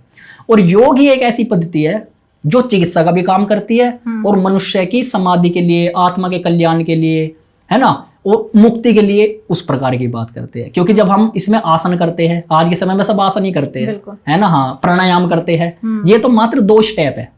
यदि आप अष्टांग योग के बारे में थोड़ा गहराई में जाओगे तो आपको पता चलेगा यम भी है, नियम भी है, आसन भी है, प्राणायाम भी है, धारणा, ध्यान और समाधि, पूरे 8 स्टेप है। और व्यक्ति पहले स्टेप पे, फिर दूसरे पे, फिर तीसरे पे, इस प्रकार से यात्रा करके बाद में मुक्ति को प्राप्त हो जाता है वो। मतलब वो जन्म मरण के चक्र से बिल्कुल मुक्त हो जाता है ना। हाँ, तो योग जहां आसन और प्राणायाम ये दोनों स्टेप ऐसे है ताकि शरीर का शुद्धिकरण हो जाए, ताकि हम स्वयं में स्थित हो जाए और फिर उससे आगे की यात्रा चलती है। तो मतलब कहने का ये है कि योग को भी शामिल करना, दिनचर्या, बायोलॉजिकल क्लॉक को भी शामिल करना और आहार को भी शामिल करना। अब आहार में भी थोड़ा हम गहराई में जाएंगे। जी बिल्कुल सर। आहार का मतलब क्या है, सिर्फ जो हम ये पानी पी रहे हैं या खाना खा रहे हैं सिर्फ वो ही आहार नहीं है। जो ये हमारी 5 इंद्रियां होती है, जैसे आंख भी है, नाक भी है, कान भी है ना, और जीभ भी है। जो हमारी 5 इंद्रियां है, इनसे हम जो भी ग्रहण कर रहे हैं वो आहार है। ओके। हाँ, जो हम कान से सुन रहे हैं, मान के चलो कान से किसी ने ऐसा कुछ ऊटपटांग बोल दिया, हाँ। तो वो भी हमारे अंदर खलबली मचाएगा। लेकिन हमने तीखा भोजन कर लिया, वो भी खलबली मचाएगा। हाँ। तो कान की बात तो हम इग्नोर नहीं कर सकते, वो भी तो आहार का एक रूप है ना। हाँ, हम आंख से कोई ऐसी चीज देख रहे हैं जो हमें प्रभाव डालेगी, है ना, कोई मान के चलो गलत चीज देख रहे हैं हम, तो हमारे पूरे शरीर के अंदर वो प्रभाव डालेगी। जैसे कोई हमने ऐसी गंध सूंघ ली जैसे बहुत ज्यादा वो जहरीली है, तो हमारे शरीर के अंदर प्रभाव डाल देगी वो। तो नाक भी तो एक आहार का साधन बनी, बिल्कुल, है ना। हाँ, तो आहार की जो मूल परिभाषा ये वो है कि 5 इंद्रियों से जो हम ग्रहण कर रहे हैं, ये आहार की एक व्यापक परिभाषा है। लेकिन हम आहार क्या सोच रहे हैं कि सिर्फ जो हम खा रहे हैं ये आहार है, ये आहार नहीं है। 5 इंद्रियों से जो भी कुछ ग्रहण कर रहे हैं वो आहार है। तो हमें और इंद्रियों पे भी काम करना पड़ेगा कि हम किस प्रकार का सुन रहे हैं। मतलब कह नहीं सकते सिर्फ जीभ के टेस्ट पे जी ध्यान जी, है। हाँ, और भी सारे हैं। और भी बहुत सारे ऐसे है ना। तो आहार इस वजह से हमने शामिल किया। अब मान के चलो कोई भी इंसान एंजाइटी डिप्रेशन का इलाज हमसे करा रहा है, लेकिन पूरे दिन ऐसे वातावरण में ऐसी फिल्में देख रहा है जो कलेश पैदा हो उसके दिमाग के अंदर, तो वहां से भी तो वो आहार ग्रहण कर रहा है। जब भी तो हम, यदि हमारे पास में कोई पेशेंट आता है तो हम उसकी पूरी हिस्ट्री देखते हैं कि हाँ भाई क्या खाते हो, क्या पीते हो, किस प्रकार की मूवीज देखते हो, किस प्रकार का तुम्हारा फ्रेंड का सर्कल है। तो इससे क्या पता चलता है, इससे उस इंसान के बारे में सब कुछ पता, उसे खुद नहीं पता अपने बारे में इतना, जितना हमें पता चल जाता है। और जब हम उसका ट्रीटमेंट करते हैं उस प्रकार से तो इंसान वो अपने आप ठीक हो जाता है। यही मल्टी डायमेंशन अप्रोच है। Very nice. ऐसे होता है इसमें। तो जैसे आपने कहा अपने डॉक्टर खुद बनो जी, आपको क्यों लगता है कि डॉक्टर मरीज का जो अंतर है उसे खत्म कर देना? अच्छा, इसमें ये है, अब मान के चलो आज के समय में यदि इंसान सब बीमार हो रही है, आप किसी भी हॉस्पिटल में चले जाओ, छोटे से और बड़े से बड़े में, दिल्ली में जितने हॉस्पिटल है या गाजियाबाद का जो क्षेत्र है, प्राइवेट में चले जाओ या सरकारी में चले जाओ, छोटे डॉक्टर के पास में चले जाओ, बड़े, सबके पास में भीड़ है, बहुत भीड़ है ना। हाँ, अब आप ये बताओ डॉक्टर इतने बढ़ाएंगे काम, कितने डॉक्टर बढ़ा देंगे अब, जब प्रत्येक इंसान ही बीमार है, 150 करोड़ जनसंख्या है, तो हमें तो ऐसे इस हिसाब से तो हमें 10 करोड़ तो डॉक्टर ही चाहिए। बिल्कुल चाहिए। तो हमें पद्धति वो फॉलो करनी पड़ेगी जो हमें खुद अपना डॉक्टर स्वयं बनाए, क्योंकि हम अपने शरीर के बारे में बहुत ज्यादा जानते हैं। और जो ये पद्धति है एक्यूप्रेशर की, इसमें क्या होता है, इसमें हमारा उपचार बिल्कुल प्राकृतिक सिद्धांतों पर आधारित है। हमारे जो ये दोनों हाथ होते हैं, इन दोनों हाथों के अंदर ही पूरा का पूरा उपचार है। देख लीजिए आप, ऐसा क्यों? वही मैं वही सुनना जो हमारे जो हाथ होते हैं इनके अंदर कैसे उपचार है, वही मैं जानना चाहती हूँ। कैसे? सर पार्क जो हुए एक कोरिया में, तो उन्होंने लगभग 25-30 साल लगाए कि जो ये पूरी की पूरी जो ये प्रकृति है, इस प्रकृति का और हमारे इस शरीर का बहुत गहरा संबंध है। पंचतत्वों वाला तो मुझे समझ में आ गया। अब आपने कहा हाथों से या पूरा? हाँ, अब ये कैसे, अब देखो हमारे 2 हाथ ये होते हैं, ये दोनों, ऐसी हमारी जो उंगलियां हैं इसमें ये दोनों जो होते हैं ये दोनों हाथ के प्रतिनिधित्व है, ये वाला भी और ये वाला भी। अच्छा, ये दोनों पर फिर कौन सा किसका है? हाँ, ये जो इधर वाला है ये इधर वाला हो गया, ये इधर वाला हो गया, ठीक है। हाँ, अब कैसे, अब देखो 3 जॉइंट होते हैं हमारे हाथ में भाई, एक तो ये शोल्डर का है, फिर ये कोहनी हो गई, कलाई हो गई जी, और परमात्मा ने 3 ही जॉइंट यहाँ बना रखे हैं। हाँ, देखो ये वाला जॉइंट, ये वाला जॉइंट, ये वाला जॉइंट, ठीक है ना। हाँ, ऐसे हमारे ये दोनों पैर होते हैं, पैर में भी 3 जॉइंट है। अच्छा, तो ये हमारा कोई सा भी हाथ ले सकते हो आप। ओके, हाँ, ठीक है ना। अब मान के चलो ये हमारे देखो दोनों पैर है तो इनमें 3 जॉइंट है और हमारे पैर में भी 3 ही जॉइंट है ना। हाँ, ये है। अब ये होता है हमारा सिर, ये सिर है। अच्छा, ये सिर है हमारा, ये सिर है हमारा, ठीक है, ये सिर है हमारा। और ये होती है यहाँ गर्दन, और ये पूरा होता है धड़। आप थोड़ा इस प्रकार से देखो, ये दोनों मेरा पैर, हाँ पैर है, ये दोनों हाथ है, हाँ, और ये हमारा सिर है, ये पूरा धड़ होता है, ये यहाँ इतना, ये अच्छा, हाँ ऐसे होता है इसमें पूरा सिस्टम, ठीक है। और यदि आप ऐसा करोगे तो ये पूरी रीढ़ की हड्डी इस प्रकार से जा रही है ऐसे। तो इन्होंने पूरी 30 साल लगाई कि इन हाथों का संबंध हमारे शरीर से किस प्रकार है और ठीक भी करे, लाखों लोग ठीक करे इन्होंने। फिर जो WHO है उसने भी मान्यता दी इस पद्धति को। हाँ, एक्यूप्रेशर जो है, हाँ, इसे मानना। अब हुआ क्या, हमारे देश में मर्म विज्ञान था आयुर्वेद के अंदर। महर्षि जो वाग्भट हुए हैं तो उन्होंने मर्म विज्ञान की चर्चा की है, और 108 मर्म होते हैं, यानी वो बिंदु जिन पे यदि हम दबाएंगे तो बीमारी अपने आप ठीक होने लगेगी। हाँ, अब बोधि धर्म चाइना गए, दक्षिण भारत से चाइना गए भी बोधि धर्म, तो उन्होंने वहां इस पद्धति का ही प्रचार किया, आयुर्वेद का ही प्रचार किया, इस पद्धति का ही प्रचार किया। चाइना के लोगों ने, चाइना के राजाओं ने उस टाइम पे इसे बहुत ज्यादा उन्नति की, इसमें रिसर्च किए, इसमें डॉक्टर तैयार किए अपने वहां के, और वहां फिर इस पद्धति का विकास हुआ बहुत ज्यादा, और वहां से फिर इसका नाम रखा गया एक्यूप्रेशर। लेकिन जो इसका मूल है, जो इसका ओरिजिन है, वो हाँ ये भारत है। हम तो ऐसा अपना नहीं रहे, लेकिन चाइना वाले बहुत अपना रहे हैं। चाइना में एक प्रकार का ये ब्रांड है अपने आप में। चाइना हुआ, जापान हुआ, कोरिया हुआ, है ना, और अमेरिका के क्षेत्र में भी विकसित होती जा रही है। लेकिन जो इसका जन्मदाता रहा उसे कुछ पता नहीं, यहां से निकली है, लेकिन हमारा कोई वास्ता नहीं इससे। तो जो एक्यूप्रेशर है, एक्यूपंक्चर है, ये एक प्रकार से क्या है, बिंदुओं के द्वारा उपचार है। इसमें अब मान के चलो मैं बीमार हूं जी, और मान के चलो मेरे कंधे में दर्द है, तो ये मेरी उंगली है, तो हाथ का प्रतिनिधित्व कर रही है। मतलब ये हमारा कंधा हो गया। हाँ, ये कंधा इधर से, ये धड़ से जुड़ा हुआ है ना। हाँ, ये हमारा कंधा हो गया, ये कोहनी हो गई, और ये हमारी कलाई हो गई। जी बिल्कुल। तो जो हमारा ये कंधा है, यदि इसमें कोई फ्रोजन शोल्डर की समस्या है, हाँ, तो यदि हम इस पे उपचार करेंगे ठीक हो जाऊंगा। ये पद्धति है अपने आप में, इतनी चमत्कारिक पद्धति है। अगर हेडक होता है, हाँ, तो हेडक ये हमारा सिर होता है ना, तो ये हेडक ये है, यहाँ सिर है, सिर कटो। कितनी भी समस्या आपको बन रही है, यहाँ हल्का हल्का रोज दबाओ, धीरे धीरे माइग्रेन तक की समस्या दूर हो गई इससे, जो माइग्रेन की समस्या होती है। क्या बात है। तो अगर हम बात करें, जैसे आजकल जो सबसे बड़ी प्रॉब्लम है, एक तो डिप्रेशन, एंजाइटी, इंसोमिया, ये सबसे बड़ी प्रॉब्लम है। क्या इसको भी इस पद्धति से ठीक किया जा सकता है? जी बिल्कुल ठीक किया जा सकता है। इसमें मैंने कुछ ऐसे रिजल्ट देखे हैं कि दवाइयाँ छूट गई उन लोगों की जो डिप्रेशन के 5-5 साल से, 1-2 साल से जो मरीज है, एंजाइटी की समस्या है, नींद नहीं आ रही, और जैसे उनका उपचार हुआ इस पद्धति के द्वारा, तो वे इंसान अपने आप ठीक। इसे कोई भी इंसान सीख सकता है। इसकी खास बात ये है, हाँ, इसी प्रकार से इसका कोर्स डिजाइन किया है, लगभग 30 घंटे का, किसे कोई भी इंसान सीख सकता है। जो 10th पास है, 12th पास है, या जो अनपढ़ भी है ना, वो भी इतना जरूर जान लेगा कि हाँ या कंधे का है, हाँ या है ना, या जो है इसका कूल्हे का है, या वो इतनी बात जरूर जान लेगा। ये हमारा वो हो गया, नहीं हाँ, हो गई जी, ये नहीं हो गई हमारी। यदि किसी को घुटने में दिक्कत है, ये हो गई, कूल्हे में दिक्कत है, ये हो गई, यहाँ से होता है। क्या बात है, बहुत इंटरेस्टिंग है ये तो ये अपने आप में बहुत अद्भुत है कि प्रयास यही है कि हर इंसान जो है कहीं ना कहीं इस पद्धति को अपना आत्मसात कर ले, वरना एलोपैथिक जो सिस्टम है वो धीरे धीरे पूरे ही लोगों को बीमार कर देगा और पूरे ही सिस्टम को कैप्चर कर लेगा, और हमारी पद्धतियां विलुप्त हो जाएगी सदा सदा के लिए। मतलब अगर मैं बात करूं, ये सारी पद्धतियों की आप जो तुलना कर रहे हैं, क्या साबित करना चाहते हैं? साबित करने का उद्देश्य ये है कि इंसान ठीक हो और इंसान के पास में उसकी शक्ति जाए, वो डिपेंडेंस ना हो किसी के ऊपर, है ना, निर्भर ना हो। हाँ, वो डॉक्टर के ऊपर निर्भर है। आज छोटी सी समस्या हो गई, वो डॉक्टर के ऊपर निर्भर है। लेकिन हम ऐसी पद्धति को धीरे धीरे समाज में जागृति फैला रहे हैं, ऐसी पद्धति का, ताकि इंसान अपना उपचार अपने आप ही कर सके जितना संभव है। जैसे थायराइड की समस्या है तो एक आयुर्वेदिक एक्यूप्रेशर की पद्धति होती है, तो उसमें जॉइंट्स पे पॉइंट होते हैं। जो तो जॉइंट्स हमारे जी जी जॉइंट्स पे पॉइंट होते हैं। हम्म। तो मान के चलो एग्जांपल के तौर पे जैसे ये जॉइंट्स है, ये थायराइड का जॉइंट है। जी। यदि किसी का थायराइड कितना बढ़ रहा हो और कितना घट रहा हो, यदि हम इस पे रोज उपचार करते हैं, यानी इसे दबाते हैं या इस पे सीड्स बांधते हैं, मेथी दाना वगैरह हम बांधते हैं, तो धीरे धीरे इंसान की थायराइड की समस्या अपने आप ठीक होने लगेगी।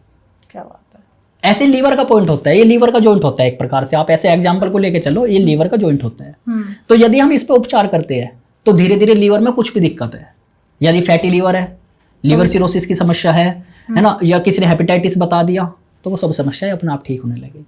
ऐसे ही किडनी का जॉइंट होता है। तो यानी कि एक ऑर्गन, एक जॉइंट्स, ये आपस में जुड़े हुए हैं। जैसे मान के चलो एक किडनी का जॉइंट है, ये वाला। हाँ ऐसे मान, अभी मैं एग्जांपल बता रहा हूँ क्योंकि वो कंफ्यूज हो जाते हैं इसमें ना, हाँ वो हाथ से ऐसे देखने पड़ते हैं। तो एग्जांपल के तौर पर आप ये मान के चलो, जैसे ये हमारा किडनी का जॉइंट है ना, हाँ। अब किडनी फेलियर की भी यदि समस्या है ना, वो भी ठीक हो जाएगा इंसान। किडनी फेलियर की भी समस्या है, या फिर डॉक्टर ने बता दिया कि किडनी अच्छे से काम नहीं कर रही, या किडनी में स्टोन है, आज के समय में चल रहे हैं ना बहुत ज्यादा, है ना, हाँ पित्त की थैली के कई के ठीक हो चुके, वरना डॉक्टर ऑपरेशन कर देते। हाँ जो पित्त की थैली है, अच्छा। हाँ गोल ब्लैडर, जो उसके स्टोन है वे ठीक हो गए। तो ये ऐसी पद्धतियां हैं जो धीरे धीरे विलुप्त हो रही है, कम लोग इनके बारे में जानते हैं। हमारा एक ही उद्देश्य है ताकि सब लोग इनके बारे में जाने, बिल्कुल, है ना, हाँ, और वो अपने डॉक्टर स्वयं बन जाए। ये डिपेंडेंसी जो है ना, ये खत्म हो जाए, वरना ये डिपेंडेंसी धीरे धीरे इतना भयानक रूप ले लेगी, क्योंकि स्वास्थ्य जिसके हाथ में होगा वो पूरे दुनिया को, पूरे देश को गुलाम बना लेगा। स्वास्थ्य इतना बड़ा मैटर होता है अपने आप में, शिक्षा और स्वास्थ्य। जब तो ये दोनों चीजें अमेरिका में सरकार के हाथ में है, ये प्राइवेट सेक्टर के हाथ में नहीं है, लेकिन हमारे प्राइवेट सेक्टर के हाथ में है यहाँ, और ये तो अपनी इच्छा के अनुसार पैसा वसूल रहे हैं। हाँ, तो शिक्षा और स्वास्थ्य हमेशा सरकार के हाथ में होनी चाहिए, ताकि एक सामान्य से सामान्य आदमी भी परेशान ना हो शरीर को लेकर के और शिक्षा को लेकर के। तो अगर मैं अंकित सर, जैसे आपने जो कोर्स बनाया, जैसे आपने कहा कि हर एक व्यक्ति ये वाली पद्धति आराम से सीख सकता है, जो आपने 30 घंटे का शायद कोर्स बनाया, तो इस कोर्स को बनाने का विचार आपको कैसे आया? किस तरीके से आपने इस कोर्स को सोचा कि मैं एक कोर्स लेके आऊं जिससे हर एक व्यक्ति अपना डॉक्टर खुद बन सके? हाँ, इसमें कारण क्या था, शुरू में मेरे पास में पेशेंट आते थे ना, तो कुछ उनके बच्चे भी साथ में आते थे, है ना, हाँ, जैसे कोई 12 साल का है, कोई 20 साल का है, तो वे कहते हैं कि भैया ये क्या है, हमें भी सिखा दो ये। तो मैं उन्हें ये कहता था कि ठीक है भाई, सिखा देंगे तुम्हें भी जब टाइम आएगा। तो एक तो कारण ये था इसमें सबसे बड़ा, क्योंकि इच्छा है, कुछ लोगों की इच्छा होती है इसे सीखने की। हाँ, इंटरेस्टिंग है ना, क्योंकि मैंने जिसके भी सामने जिक्र किया और इंसान वो ठीक हुआ, उसकी सबसे ज्यादा इच्छा हुई कि मुझे भी इतना। ऐसे बहुत से पेशेंट है जिन्होंने अपना भी इलाज कर लिया, अपने पड़ोसियों को भी कर दिया, हाँ, अपने घर वालों को भी कर दिया इलाज उसने। तो एक तो कारण ये है, और दूसरा कारण इसमें जो ये रहा कि ये पद्धति कहीं ना कहीं जागृति में, जन समाज में आई है ना, हाँ, जन समुदाय में ये एक वैचारिक बात बने इसकी, लोगों को लगे कि हाँ ये भी एक पद्धति है जो विलुप्त हो रही है, जबकि भारत से वो पैदा हुई है, और हम उसका महत्व नहीं समझ रहे। तो एक कारण इसका ये रहा। और तीसरा, आपको पता है डिजिटल समय है आज के समय में, तो ऑनलाइन बनाने का, क्लास को बिल्कुल एक वैज्ञानिक रूप में, सिद्धांतों के रूप में समझाने का, प्रैक्टिकली चीजों को समझाने का, इस प्रकार से ये चीजें पूरी की पूरी डिजाइन की गई है कोर्स के रूप में। तो जैसे आप आज की अगर मैं बात करूं, हर कोई व्यक्ति अपनी लाइफ में बहुत ज़्यादा बिजी है, जैसे आप भी अपनी लाइफ में बिजी है, मैं भी हूँ। इतनी भाग दौड़ भरी जिंदगी में आपने सोचा कि एक ऐसी पद्धति जो विलुप्त हो रही है, इसको जागृत किया जाए, जन समाज में लेके आया जाए। तो आपने जो एक होता है ना, 3 चीज़ों का एक आपस में जो संबंध बनाए हैं, जैसे योगा है, एक्यूप्रेशर हो गया, और साथ में न्यूट्रिशन। जी। तो ये तीनों को मिलाने की जरूरत मतलब क्या था? मतलब होता ना कि एक नई चीज आप लेके आए हैं चीजों। देखो, एक इसमें जो हम आहार है, इसका एस्पेक्ट इस प्रकार से भी देख सकते हैं हम कि आहार के द्वारा भी इंसान ठीक हो सकता है। अब मान के चलो किसी व्यक्ति के अंदर जो है विटामिन सी की कमी है, और विटामिन सी आंवले के अंदर बहुत ज्यादा पाई जाती है, तो क्यों ना उसे अपने आहार में शामिल कर ले। लोग टैबलेट खा रहे हैं, तो आहार के द्वारा भी इंसान ठीक हो सकता है, क्योंकि आखिरकार हमारा जो शरीर है ना, ये भोजन का व्यवस्थित रूप है जी। वो कैसे निसर्गदत्त महाराज हुए एक, उन्होंने कही है कि हमारा जो ये शरीर है ये भोजन का व्यवस्थित रूप है। जैसे एक छोटा सा बच्चा है, और छोटा सा बच्चा 6 फुट लंबा हो जाता है भोजन के कारण ही। तो आप उसे खाना मत दो, वो हो ही नहीं पाएगा। यानी कि जो थोड़ी देर पहले हमारे सामने रोटी रखी थी और हमने वो खाई, 1-2 घंटे बाद वो खून बन जाएगी शरीर में, हड्डी बन जाएगी, वो मांस बन जाएगी वो। कहने का मतलब ये है कि हम सब क्या है, भोजन का व्यवस्थित रूप है। व्यवस्थित रूप। हाँ, तो आहार जितना हमारा शुद्ध होगा उतना हमारा शरीर शुद्ध होगा और विकारों से मुक्त होगा। तो आहार को इस वजह से ही शामिल किया गया। तो अगर मैं बात करूं जो ये कोर्स है, इसमें हेल्थ है, योगा कोर्सेज, बाकी जो योगा क्लासेस हैं या हेल्थ को लेके जो अवेयरनेस फैला रहे हैं जी, उनसे ये अलग क्यों है? हाँ, होता क्या है ना, जो आजकल योग लोग समझ रहे हैं, जैसे हम पहले भी चर्चा कर रहे थे, योग जो समझ रहे हैं वो सिर्फ ये समझ रहे हैं कि 2-4 आसन कर लिए, थोड़ा बहुत कपालभाति कर लिया, योग पूरा। हाँ, इतना ही समझते थे। जबकि जो महर्षि पतंजलि है, उन्होंने जो योग सूत्र लिखा है, उस योग सूत्र की पहली लाइन ये है, योग से चित्त वृत्ति निरोध, यानी कि हम अपनी चित्त की जो वृत्तियां है उनका निरोध करें जी, यानी कि हम कहीं ना कहीं मुक्ति की तरफ बढ़े। तो योग को एक उसके गहरे संदर्भ में समझना जरूरी है। सिर्फ इतना नहीं कि हमने आसन और प्राणायाम कर लिए योग पूरा हो गया। वरना कोई भी यदि कोई पद्धति है और या कोई भी जो सिस्टम है, जब उसे हम उसके ही व्यापक रूप में नहीं समझते तो वो नष्ट हो जाती है धीरे धीरे। सब लोग आज से 10 साल या 20 साल बाद छोटे छोटे बच्चे ये समझेंगे कि योग के जन्मदाता तो बाबा रामदेव है। बाबा रामदेव है ना, सच्चाई है। हाँ, क्योंकि उन्होंने बाबा रामदेव को योग करते हुए देखा। हाँ, बिल्कुल सही। जबकि महर्षि पतंजलि ने हजारों साल पहले पूरे के पूरे योग सूत्र की रचना की और आसन को इतना महत्व नहीं दिया। उन्होंने बताया कि आसन सिर्फ क्या है कि आप जो है सुखपूर्वक बैठ जाओ, अच्छे से बैठ जाओ ध्यान के लिए, बस यही आसन की उपयोगिता है। लेकिन जन सामान्य में अपने प्रचार के लिए, अपनी ख्याति के लिए तो एक नई पद्धति निकाल दी कि योगा ये है। जबकि पहली बात तो योगा नहीं है, योग है। और दूसरी बात, इसके 8 अंग है, इसका एक व्यापक संदर्भ है। तो आप खुद सोच के चलो कि आने वाले 10 या 20 साल में जिस प्रकार से बाबा रामदेव को लोग क्या समझेंगे कि योग के जन्मदाता ये है, इसी प्रकार से जो अन्य और पद्धतियां है कोई, उन्हें भी लेके ये समझेंगे कि इसके जन्म। हमें क्या है, किसी भी पद्धति के मूल में जाना चाहिए ताकि हम उन ऋषियों को भी सम्मान दे सके जिन्होंने ये चीजें पैदा की है। राइट है ना। हाँ, वरना आधुनिक समय में सब लोग ये सोच रहे हैं मेरे नाम से टैगिंग हो जाए। हाँ, है ना। हाँ, ये चल रहा है आज के समय प्रोपेगेंडा। यही चल रहा है। लेकिन हमारा उद्देश्य ये रहता है कि हम उस चीज को उसके मूल में पहुंचाए, लोगों को ये बताए कि हम तो मात्र माध्यम है उस चीज को आप तक पहुंचाने में। बिल्कुल, हम इसके जन्मदाता नहीं है। सदियों से चलता है। हाँ, अब जैसे ये एक्यूप्रेशर ही है, ये हमने कोई पैदा नहीं किया, हमने तो ये इंटरेस्टिंग रुचि थी इस चीज में, वो पढ़ी, वो समझी, जब पता चला ये तो महर्षि वाग्भट ने इतने दिन पहले बता रखी है चीजें जो आज के समय में आधुनिक रूप लेके आ रही है जी। जब हमने आसन वगैरह देखे, उसके बाद में जब गहराई में जब पता चला महर्षि पतंजलि ने तो हजारों साल पहले चीज बता रखी है। ऐसी आहार विज्ञान के बारे में गई।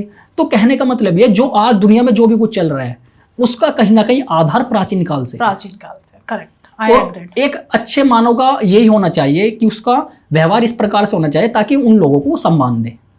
ऐसा नहीं कि अपने नाम की टैगिंग करके बैठ गए, वो सम्मान उन्हीं लोगों को दे जिन्होंने वो चीज इजाद की, जंगलों में बैठ के तपस्या करके ध्यान करके वो चीज निकाल के लाए जिससे दुनिया का कल्याण हो सके। कहते हैं बहुत सालों की उनकी मेहनत है जी। जब तो कहते हैं हमारे वसुदेव कुटुंबकम कि पूरी जो पृथ्वी है परिवार है, तो परिवार में यही होता है ना कि जो हमारे पूर्वज है उन्हें सम्मान दे। जब तो परिवार की महत्ता है। हमारे यहाँ श्राद्ध की जो परंपरा है, श्राद्ध मतलब श्रद्धा, तो हमारी पूर्वजों से तो जुड़ी हुई है सारी चीजें। बिल्कुल। तो जो जिस चीज का जन्मदाता है उसे सम्मान मिलना चाहिए। तो अंकित सर, जो आपने जो कोर्स जो डिजाइन किया है, तो ये प्रोफेशनल्स जो हैं उनके लिए है या जो ये ऐसा डिजाइन किया गया है कि जो आम लोग हैं वो भी यूज कर सकते हैं इस चीज को? इसे दोनों प्रकार से देख सकते हैं इंसान। जो प्रोफेशनल है वो अपना भी ट्रीटमेंट कर सकते हैं, अपने परिवार का भी कर सकते हैं, औरों को भी ठीक कर सकते हैं, और कोई अपनी फीस भी ले सकते हैं। लेकिन जो एक आम व्यक्ति है जो ये कह रहा है कि मुझे दुनिया ठीक नहीं करनी, मुझे स्वयं को ठीक करना बस, वो भी सीख सकता है। मान के चलो किसी को थायराइड की समस्या है, किसी लेडीज को हार्मोनल इम्बैलेंस की समस्या है, तो वो कोर्स को देखो, उसके अनुसार उपचार करो, अपने आप को ठीक कर। उसे लग रहा है कि उसके घर में और भी किसी को समस्या है, उन्हें भी ठीक कर सकते हैं। तो ये प्रयास किया गया ताकि दोनों के लिए सूटेबल रहे। क्या बात है, बहुत खूबसूरत। तो सर, अगर आप बात करें जो आजकल आम जो लोग हैं उन्हें एक्यूप्रेशर और एक्यूपंक्चर में फर्क नहीं पता, तो उसके बारे में थोड़ा सा मैं जानना चाहूंगी। एक्यूपंक्चर और एक्यूप्रेशर लगभग दोनों एक ही चीज है। ठीक है। बस एक्यूपंक्चर में निडिल जो हमारा जैसा कोई पॉइंट होता है ना, तो वहाँ निडिल चुबो देते हैं। ठीक है। सुई बोलते हैं जिसे। हाँ। और जो हमारा एक्यूप्रेशर होता है उसमें सिर्फ प्रेशर डालते हैं। बात एक ही है, महत्वपूर्ण चीज है एक्यू यानी पॉइंट। उस पॉइंट पे आप कलर लगाओ तो कलर थेरेपी बन जाएगी। ठीक है। उस पे आप पिन को पंचर करो तो एक्यूपंक्चर बन जाएगा। उस पर आप प्रेशर डाल दीजिए तो एक्यूप्रेशर बन जाएगा। ये होता है इसमें। ओके, तो अंकित सर ऐसी वो कौन सी कॉमन प्रॉब्लम है जिसमें एक्यूप्रेशर तुरंत वर्क करना शुरू कर देता है? जैसे कि आप ज्यादातर ये जो पद्धति है ये कारगर है साइकोलॉजिकल डिसऑर्डर के लिए, मनोवैज्ञानिक विकार के लिए सबसे ज्यादा। जैसे किसी को नींद नहीं आ रही, टेंशन डिप्रेशन की समस्या है, उनमें बहुत प्रभावी काम करती है। अच्छा। हाँ, पेट की समस्या है किसी को, लेकिन जो कोई लंबी समस्या है उसमें थोड़ा धीमे धीमे काम करती है। लेकिन कुछ जैसे पेट में दर्द है, अभी एक जो लड़की थी उसको हेपेटाइटिस की समस्या थी, तो पेट में दर्द था, जैसे ही पॉइंट लगे उपचार हुआ उसका, वो दिन के दिन ही ठीक हो गई बिल्कुल। तो कुछ में तो बहुत आश्चर्यजनक। और दूसरा मैंने इसका देखा एक कि जो इंसान एलोपैथिक सिस्टम के ऊपर कम निर्भर है वो इंसान जल्दी ठीक होता है। जैसे मान के चलो बहुत सारी दवाइयां खा रहा है कोई इंसान, वो थोड़ा टाइम लेगा, लेकिन कोई इंसान बहुत कम दवाइयां खा रहा है, प्राकृतिक जीवन जी रहा है, उसकी संभावना जल्दी है ठीक होने की, क्योंकि वो जल्दी सूट कर लेता है, क्योंकि उसने बहुत सारे अपने बॉडी में केमिकल्स हाँ, तो उसकी वजह ये कारण है सर। ओके, तो अगर हम बात करें क्या ये एक्यूप्रेशर साइंटिफिकली प्रूवन है या ये ट्रेडिशनल अच्छा हाँ, एक पर्सन ये भी उठता है कि कहीं ऐसा तो नहीं है कि ये कोई परंपरा चल रही है, हाँ, चीजों को मानने के लिए बस एक है ना कि साइंटिफिक है हाँ, भी या आजकल नहीं चल रहा है है, ये साइंटिफिक एटीट्यूड की बात बहुत परंपरा चलती चली आ रही है। आज के समय में कारण क्या है ना, साइंटिफिक एटीट्यूड की सब बात करते हैं, सब ये कहते हैं कि हाँ ये वैज्ञानिक है, वैज्ञानिक है। तो ये पद्धति अपने आप में बहुत ज्यादा वैज्ञानिक है, क्योंकि ये ऊर्जा विज्ञान पे काम करती है, एनर्जी साइंस पे काम करती है। ये आप देखो, हम जो आज के समय में बायोलॉजी पढ़ते हैं, शरीर विज्ञान जो हम पढ़ते हैं, सेल से स्टार्ट करते हैं जी, लेकिन जो सेल को जानने वाले हैं गहराई से, वे भी ये कह रहे हैं कि कहीं ना कहीं सेल के गहराई में हम जाएंगे तो एटम वगैरह है, और एटम की ओर गहराई में जाएंगे तो ऊर्जा के अलावा कुछ नहीं है, सब ऊर्जा है। वाइब्रेशन सिस्टम बोल देते हैं एक प्रकार से। जी, जी, जी। तो ये पद्धति ये कहती है कि हमारा शरीर क्यों बीमार हुआ, ऊर्जा असंतुलित हुई। तो ये पॉइंट्स के द्वारा क्या करते हैं, ऊर्जा को संतुलित करते हैं। जहां आयुर्वेद कह रहा है पंचतत्वों को संतुलित करो, वहीं ये विज्ञान कह रहा है कि ऊर्जा को संतुलित करो। ऊर्जा को मतलब दोनों का कंबाइन। जी जी जी हाँ। तो आयुर्वेद या और पद्धतियां कहीं ना कहीं स्थूल की बात कर रही है, ये और सूक्ष्मता की बात कर रही है, और डीप में जा रही है उस चीज के। ये कह रही है कि ऊर्जा के आधार पर इंसान को ठीक करो। यदि किसी इंसान की ऊर्जा ही असंतुलित है तो इंसान स्वाभाविक रूप से बीमार हो जाएगा। बिल्कुल। तो ये साइंटिफिक प्रूवन है। और होता क्या है ना, कोई भी पद्धति अपने साथ में साइंस भी लेके चलती है और थोड़ी बहुत परंपरा भी लेके चलती है, क्योंकि बिना परंपरा के वो जीवित नहीं रह पाएगी। जो ज्ञान होता है ना, उस ज्ञान में आपने देखा होगा भक्ति ज्यादा ठहरी है, ज्ञान को इतना लोग पचा नहीं पाए। भक्ति सबको पसंद है कि भक्ति कर लेगा हम तो। हाँ। तो कहने का मतलब ये है कि ज्ञान कोरा होता है, ज्ञान में कोई रस नहीं है, शुष्क है। उसके साथ में कुछ चीजें जोड़नी पड़ती है। आप उन्हें चमत्कार मान लो, परंपरा मान लो, कुछ भी मान लो। एलोपैथी सिस्टम में भी ये चीजें जुड़ी हुई है। डॉक्टर ने सब कुछ कर दिया, बाद में कहता है भगवान जाने ठीक होएंगे नहीं होंगे, हम तो प्रयास कर रहे हैं। भाई जब सारी चीज साइंटिफिक है, करो चमत्कार हो जाए। जी जी हाँ, जब सारी चीज साइंटिफिक है, अब भगवान कहाँ से आ गए? लेकिन वो व्यक्ति भी कहीं ना कहीं परंपरा के आधार पर भगवान को लेके सोच रहा है, क्योंकि सब चीजें अपने हाथ में नहीं है। बिल्कुल। ये बॉडी इतनी जटिल है, ये शरीर इतना जटिल है कि इसके बारे में कोई कुछ नहीं जान सकता इतना गहराई से। लेकिन प्रयास किया है, ऋषियों ने प्रयास किया, आज का आधुनिक साइंस प्रयास कर रहा है, लेकिन कहीं ना कहीं। तो अंकित सर, आज के टाइम पे आपने देखा होगा डाइट ट्रेंड बहुत ज्यादा चला, लोग डिटॉक्स फास्टिंग बहुत ज्यादा कर रहे हैं। क्या जो आपने जो कोर्स बनाया है, तो कोई ऐसी डाइट कस्टमाइज आपने की है जिससे लोग अपनी दिनचर्या में ऐड करें और उसके पर्टिकुलरली उन्हें बेनिफिट्स मिलना शुरू हो जाए? दरअसल जो ये कोर्स है, इसमें लगभग 2-2.5 घंटे की एक क्लास सिर्फ इसके लिए ही है कि आहार का पूरा विज्ञान क्या है, न्यूट्रिशन साइंस जिसे हम बोलते हैं। यानी कि आहार कैसे हम ग्रहण कर रहे हैं पांचों इंद्रियों से, आहार में हमारा क्या होना चाहिए। जैसे मिलेट्स होते हैं जिसे मोटा अनाज बोलते हैं। पहले हमारे जो बड़े बुजुर्ग थे वे मोटा अनाज खाते थे, उसमें रागी भी है, सवाई भी है, चना भी है, बाजरा भी है। लेकिन हुआ क्या, हरित क्रांति के नाम पे भारत के साथ में एक बहुत बड़ा षड्यंत्र हुआ। उसमें चावल और गेहूं दोनों को जन सामान्य में लागू कर दिया गया एक प्रकार से। अब उससे क्या हुआ, उससे ग्लूकोज इम्बैलेंस हुआ। मिलेट्स क्या होते हैं, मिलेट्स हमारी बॉडी में धीरे धीरे ग्लूकोज इंजेक्ट करते हैं, धीरे धीरे। हाँ। लेकिन जो ये गेहूं और चावल है, इसके वजह से ही ज्यादातर शुगर की समस्या बन रही है, क्योंकि ये हमारे बॉडी में वो प्रभाव पैदा नहीं करते जो प्रभाव पैदा करते हैं मोटे अनाज। मोटे अनाज बहुत ज्यादा लाभ कर, अब गवर्नमेंट भी सपोर्ट कर रही है, इस वजह से सपोर्ट कर रही है। और खादर वाली है एक, उन्होंने जो मोटा अनाज है उसके ऊपर बहुत ज्यादा शोध की है। और ये बताया कि सभी समस्याओं का समाधान मोटे अनाज से हो मोटा सकता है। अनाज, बिल्कुल, हाँ, और उनकी जो लड़की है, वो लड़की और जो उनके पिताजी है, दोनों इस पे ही काम कर रहे हैं, बहुत दिनों से काम कर रहे हैं। तो मोटा अनाज जो होता है ना, ये सभी समस्याओं का समाधान करेगा। दूसरे नंबर पे क्या है? फल है। आज के समय में सब लोग पैक फूड या फास्ट फूड की तरफ भाग रहे हैं, जबकि हम प्राकृतिक चीजें छोड़ रहे हैं, है ना। हाँ, या फिर डेयरी प्रोडक्ट के पीछे बहुत ज्यादा भाग रही है। अब क्या हो रहा है, मान के चलो पनीर है, जो आज के समय बाजार में जो पनीर है वो ज्यादातर केमिकल बेस है। भाई इतना दूध कहाँ है भारत के पास में जो इतना पनीर पैदा हो जाएगा शादियों के लिए? सही बात है। और आपको पता है भारत के अंदर शादी भी एक अपने आप में अलग ही ब्रांड है, अलग ही ट्रेंड है ना। हाँ, करेक्ट। तो कहने का मतलब ये है कि जो हमारी बॉडी है इसमें न्यूट्रिशन के ऊपर पूरा का पूरा एक हमने अलग ही छोटा कोर्स मान लीजिए जो उसके अंदर रखा हुआ है। भोजन किस प्रकार का लेना है, किस टाइम पे लेना है ना, क्या डाइट होनी चाहिए एक आम इंसान के लिए, और किन चीजों का ध्यान रखना चाहिए, उन सब चीजों का ध्यान। दूसरे नंबर पे डिटॉक्स। आज के समय में क्या है, डिटॉक्सिफिकेशन जो होता है, जो मतलब शुद्धिकरण, एक हिसाब से आप देख लो। क्योंकि हमारे शरीर में जो आयुर्वेद है ये भी इस बात को मानता है कि शरीर में जब मल इकट्ठा हो जाएगा, यानी कि गंदगी इकट्ठी हो जाएगी, तो फिर क्या होगा, बीमारी पैदा हो जाएगी। जैसे लंग्स है, एयर पोल्यूशन है, तो बीमारी इकट्ठी क्यों होगी अब लंग्स के अंदर? क्योंकि केमिकल चले गए अंदर, है ना। हाँ, प्यूरीफायर भी काम नहीं कर रहे आज के समय में, नहीं कर रहा है ना। हाँ, क्योंकि पोल्यूशन इतना ज्यादा है, तो हमारी बॉडी के अंदर तो ये सारी चीजें इकट्ठी हो रही है। अब जो लीवर है, किडनी है, ये जो लीवर और किडनी है, इन पे ज्यादा प्रभाव पड़ता है केमिकल का। किडनी क्यों फेल हो रही है आज के समय में? क्योंकि एलोपैथिक दवाइयां खा रहे हैं हम और केमिकल की चीजें खा रहे हैं, तो किडनी फेलियर की समस्या इस वजह से हो रही है। लीवर में जो दिक्कत है वो भी इस वजह से ही हो रही है। तो डिटॉक्सिफिकेशन के लिए हमें उस प्रकार का आहार लेना चाहिए, जैसे हल्दी है, जैसे आंवला है, तुलसी है, नीम है, या भोजन की और बहुत चीजें हैं। पानी है, हमें शुद्ध पानी का प्रयोग करना चाहिए।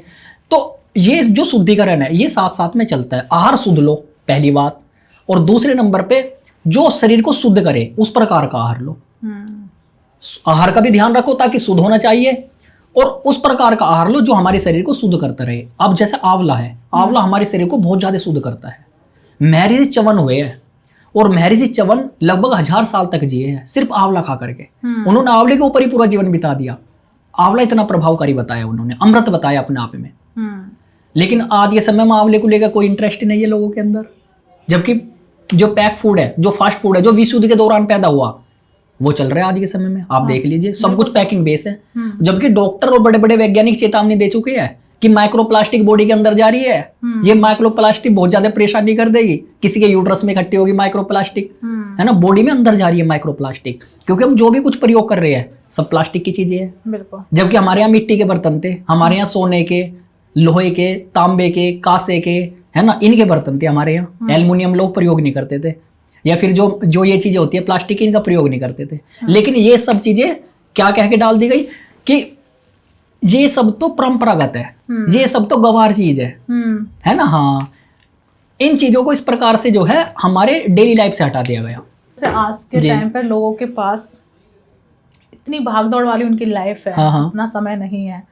अगर कोई ये कोर्स परचेज करता है, क्या उसकी लाइफ में ये मतलब प्रैक्टिकल रिजल्ट्स जी बिल्कुल। जैसे मान के चलो कोई इंसान है, वो अपनी जॉब कर रहा है, लेकिन उसे पता है कि उसे एंजाइटी की प्रॉब्लम है, डिप्रेशन की प्रॉब्लम है। वो इंसान इस कोर्स को देख के अपनी बीमारी मूलतः ठीक कर लेगा, बिल्कुल पूर्णतः ठीक कर लेगा वो अपनी बीमारी। दूसरे नंबर पे यदि उसे लगा किसी इंसान को समस्या हो रही है, वो उसे भी ठीक कर देगा। कहने का मतलब ये है कि वो और भी तो कहीं पैसे लगा रहा है। बिल्कुल सही बात है ना। बीमारी को ठीक करने के लिए किसी डॉक्टर के पास में जा रहा है, मेडिकल स्टोर पे जा रहा है, लेकिन कितना अच्छा रहेगा ताकि वो अपने शरीर के बारे में जान ले। क्योंकि जो इसमें एक क्लास है वो पूरी की पूरी एनाटॉमी के ऊपर है। हमारे शरीर की संरचना कैसी है, लीवर क्या काम कर रहा है, ये शरीर की संरचना में सेल की क्या भूमिका है, टिश्यू कैसे बनते हैं, है ना, और हमारी किडनी क्या काम कर रही है, और ये हार्मोन्स क्या होते हैं, इस सब के बारे में पढ़ाया गया। क्योंकि हमें शरीर के बारे में भी नॉलेज नहीं है, है ना। हाँ, बहुत से इंसान ऐसे कह देंगे कि लीवर तो 2 होते हैं, 3 होते हैं। हाँ, उन्हें यही नहीं पता बेचारों का लीवर है। बहुत से पेशेंट मेरे पास में आते हैं, कहते हैं भाई लीवर हो गया, काम है ये तो बता दे। जबकि इतनी बेसिक नॉलेज होनी चाहिए। बिल्कुल होनी भाई तुम्हें क्या पता डॉक्टर क्या दे रहा है। आज के समय में तुम देख रहे हो डॉक्टर किस किस नाम से फेमस हो रहे हैं। तो हमें तो ध्यान ये रखना चाहिए कि हम डॉक्टर अपने स्वयं बने। तो कोर्स इस प्रकार से डिजाइन किया गया ताकि एनाटॉमी, आहार विज्ञान, योगा के बारे में, एक्यूप्रेशर साइंस के बारे में, एनर्जी साइंस के बारे में, सिविलाइजेशन के बारे में, प्रत्येक सभ्यता का अपना एक विज्ञान है। जो भी कोई सभ्यता इस दुनिया के अंदर है, सबका अपना एक विज्ञान है। भारत की सभ्यता आत्मज्ञान पे आधारित है, प्रकृति केंद्रित जीवन पे आधारित है। वहीं पश्चिमी सभ्यता उपभोग पे आधारित है कि उपभोग ज्यादा से ज्यादा कर, कंज्यूम करो बस। हमारे जीवन का सिर्फ एक ही उद्देश्य है, पश्चिम वालों का कहना है ये कि कंज्यूम करो, यही हमारे जीवन का उद्देश्य है। लेकिन भारत ऐसा नहीं सोचता। भारतीय सभ्यता ये कहते हैं कि तुम्हें जो जन्म मिला है ना, ये मुक्ति के लिए मिला, ये आत्मज्ञान के लिए मिला। ये तो इसका उपभोग मत करो प्रकृति का, प्रकृति से ही तो बन रहे हैं, तुम इसका क्या उपभोग करोगे तुम? सही बात है ना। हाँ, मिलना इसी में है ना। हाँ, तो मिट्टी से पैदा हुए, मिट्टी में मिलना है। हाँ, तो कहने का मतलब ये है कि जितनी भी ये सभ्यता रही है दुनिया के अंदर, उसमें भारतीय सभ्यता अपने आप में बहुत ज्यादा व्यवहारिक है और बहुत ज्यादा डीप है, गहरी है बहुत ज्यादा, और मानवीय बहुत ज्यादा है, प्रकृति केंद्रित जीवन है बिल्कुल। तो ये होता है ऐसे। तो अगर कोई ये कोर्स परचेज करता है आपसे, तो क्या इसमें सर्टिफिकेशंस या करियर की अपॉर्चुनिटी भी मिल सकती है? जी बिल्कुल। होता क्या है ना, यदि किसी इंसान को ज्ञान है, जैसे परंपराओं के आधार पे कुछ ऐसे वैद्य हैं, कुछ ऐसे डॉक्टर्स हैं, गांव में आप देख लोगे, कहीं शहर में भी आप देख लोगे कि आपने सुना होगा कि उसके बाबा जी को ज्ञान प्राप्त था, है ना, उसने अपने लड़के को सिखा दिया और बहुत पेशेंट है उसके पास में। तो हमने इसमें सर्टिफिकेट का भी रखा है प्रावधान, यदि किसी को चाहिए, वो तो एक अलग व्यवस्था है। लेकिन सबसे ज्यादा जोर इस प्रकार से रहा क्योंकि इसे एक अभियान का रूप देना है, ताकि ये आम आदमी तक जाए। अब मान के चलो कोई 10th पास है, उसने आगे कोई पढ़ाई नहीं की, क्या उसे अधिकार नहीं है इस पद्धति के बारे में जानने का? बिल्कुल अधिकार है। भारत के निवासी होने के नाते प्रत्येक व्यक्ति को अधिकार है, क्योंकि इस देश से ही तो निकली है ये। यदि हमें इसी जानकारी, ये सर्टिफिकेट का पूरा सिस्टम और डिग्री का पूरा सिस्टम पश्चिम से आया ये, कि तुम्हारे पास तो डिग्री है, तुम कितना भी भ्रष्टाचार मचा लो, तुम्हें कोई कुछ नहीं कहने वाला। लेकिन दूसरे व्यक्ति के पास में ज्ञान है, बस उसके पास में डॉक्यूमेंट नहीं है, वो फ्लॉप हो गया वहां। तो हम सोच रहे हैं जनसामान्य में ये चीज प्रचलित हो, ये किसी व्यक्ति विशेष या विश्वविद्यालय की वो चीज बन के नहीं रह जाए, किसी विश्वविद्यालय का केंद्र ना बन जाए, है ना। हाँ, ये जनसामान्य में आए। तो सर्टिफिकेट की बात जब आती है, जब हम उस चीज को उद्योग बनाते हैं। लेकिन जब हम किसी चीज को जनसामान्य में प्रचलित कर रहे हैं, तो हमें सर्टिफिकेट से हटके हमें ज्ञान पे बात करनी पड़ेगी, हमें जानकारी समझ पे बात करनी पड़ेगी। बिल्कुल, ये है बात। क्या बात है। अब अंत में चलते हैं जी। हमारी जो ऑडियंस देख रही है, कई लोग कहेंगे हमारे पास तो टाइम ही नहीं है, ये हमारे किसी काम का ही नहीं है कोर्स का। लेकिन लोगों के अपने अपने व्यू पॉइंट होते हैं, आप उन लोगों को क्या कहना चाहते हैं? बेशक उनके काम करना हो, लेकिन वे एक बार भारत की जो और पद्धतियां रही है अपने अनुसार शोध करें, अपने अनुसार। देखो, जो ये मनुष्य शरीर है, इस मनुष्य शरीर में कुछ ना कुछ विकार तो सबके आते हैं जी, या कोई भी हो, है ना, आते हैं नहीं आते हैं, है ना। छोटा सा बच्चा है, वो बड़ा हो जाएगा। ऐसा कोई इंसान नहीं है आज के समय में इस दुनिया में जिसके अंदर कोई ना कोई विकार आया ना हो, या कोई भी हो, या मैं डॉक्टर हूं, या कोई कितना बड़ा वेदाचार्य रहा हो। यदि विकार उस समय पे ना आए होगे तो हमारे ऋषि क्यों बनाते हैं पद्धतियां? उस समय पे भी तो बीमारियां पैदा हुई होगी, ऋषियों को जब भी तो जरूरत पड़ी, जबकि प्रकृति दूषित नहीं थी। आज के समय में प्रकृति दूषित है, उस समय पे तो पॉल्यूशन नहीं था, लेकिन क्यों उन्होंने उपचार बनाने पड़े? उस समय पे भी इंसान बीमार हुए होंगे, और आज भी इंसान बीमार है।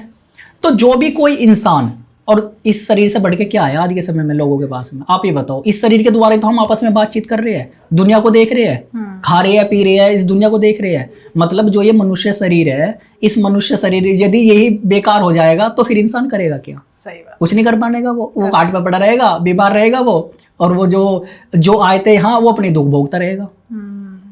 तो ये मनुष्य के जीवन से जुड़ी हुई चीज है बिल्कुल। हर इंसान को इतनी समझ होनी चाहिए, बिल्कुल, ये प्रयास किया गया। क्या बात है, बहुत खूबसूरत कोर्स बनाया आपने। मैं कह सकती हूँ कि इंसान को अपने आप से मिलाने का ये कोर्स है। हाँ। मतलब इसे मैं पद्धति और उससे नहीं जोड़ूंगी। बिल्कुल सही बात है कि जैसे आपने बीच में बोला कि कई लोगों को ये नहीं पता कि हमारी किडनी है, हमारा लीवर क्या है, लंग्स कहाँ है, बहुत सारी चीजों को लेके कंफ्यूजन है। तो ये जो हमें एक शरीर मिला है, प्रकृति ने हमें ये शरीर दिया है, उसके लिए जानना, जैसे सर ने बताया कि पहला कोर्स ही वही है कि आप अपने बारे में जानो, आपकी बॉडी बनी किससे है, सेल से, ऊर्जा है, किस तरीके की ऊर्जा है। तो ये कोर्स इसलिए परचेस करना चाहिए। साथ में घर बैठे, आपने कहा नानी के नुस्खे तो बहुत सुने, चोट लग गई हल्दी का दूध पी लो। इसके अलावा भी किचन में हमारे कितनी आयुर्वेदिक वाली चीज़ें हैं जिनका यूज करके आप अपने घर में बैठे अपने आप को ठीक कर सकते हैं। साथ में हमारी बॉडी में, जैसे सर ने बहुत अच्छे से एक्सप्लेन किया कि हमारे इन हाथों में ही हमारी पूरी बॉडी है। तो कौन सा पॉइंट आपके लिए, क्योंकि अगर हम पहले से उस चीज़ के लिए प्रिपेयर रहेंगे तो मुझे लगता है प्रॉब्लम आएगी जी। बिल्कुल। तो इस कोर्स में कहीं ना कहीं आपको अपने आप से मिलाने का पूरा एक प्रयास किया गया है। तो प्लीज़ इस कोर्स को ज़रूर परचेज करिएगा, क्योंकि ये एक ऐसी खूबसूरत चीज़ बनाई गई है जहाँ पे हम अपने महर्षि जो इस हमारे देश को दे के गए हैं, उसमें कितनी खूबसूरती है और किस तरीके से वो दर पे दर चलनी चाहिए, ये आपका भी फर्ज बनता है, हमारा भी बनता है। जी बिल्कुल। तो प्लीज़ ये पॉडकास्ट जितना ज़्यादा हो जाए फ्रेंड्स और फैमिली के साथ ज़रूर शेयर करिएगा। अब बात आती है कि आपके बहुत सारे ऐसे प्रश्न होंगे या बहुत सारे विचार आपके दिमाग में आए होंगे कि ये चीज़ ऐसे कैसे हुई, ये कैसे हो सकता है, हम क्या करें, बहुत सारे नेगेटिव पॉजिटिव पॉइंट्स आए होंगे। तो कमेंट बॉक्स खुला हुआ है, भर भर के कमेंट करिए, सर की टीम आपको डेफिनेटली आंसर देगी ही देगी। और thank you so much Ankit Thank sir, you, ma'am. बहुत अच्छा लगा आपसे बात करके। मतलब कहीं ना कहीं कह सकते हैं कि हम वो सारी चीज़ें जान पाए जो शायद मैं भी अनजान जी। थी। और प्लीज़ ये चैनल सब्सक्राइब कर लीजिए, फ्री ऑफ कॉस्ट है, कोई चार्जेस नहीं है। मिलते हैं एक नए एपिसोड में, जब तक आप अपने घर में स्वस्थ रहें, मस्त रहें। राधे राधे।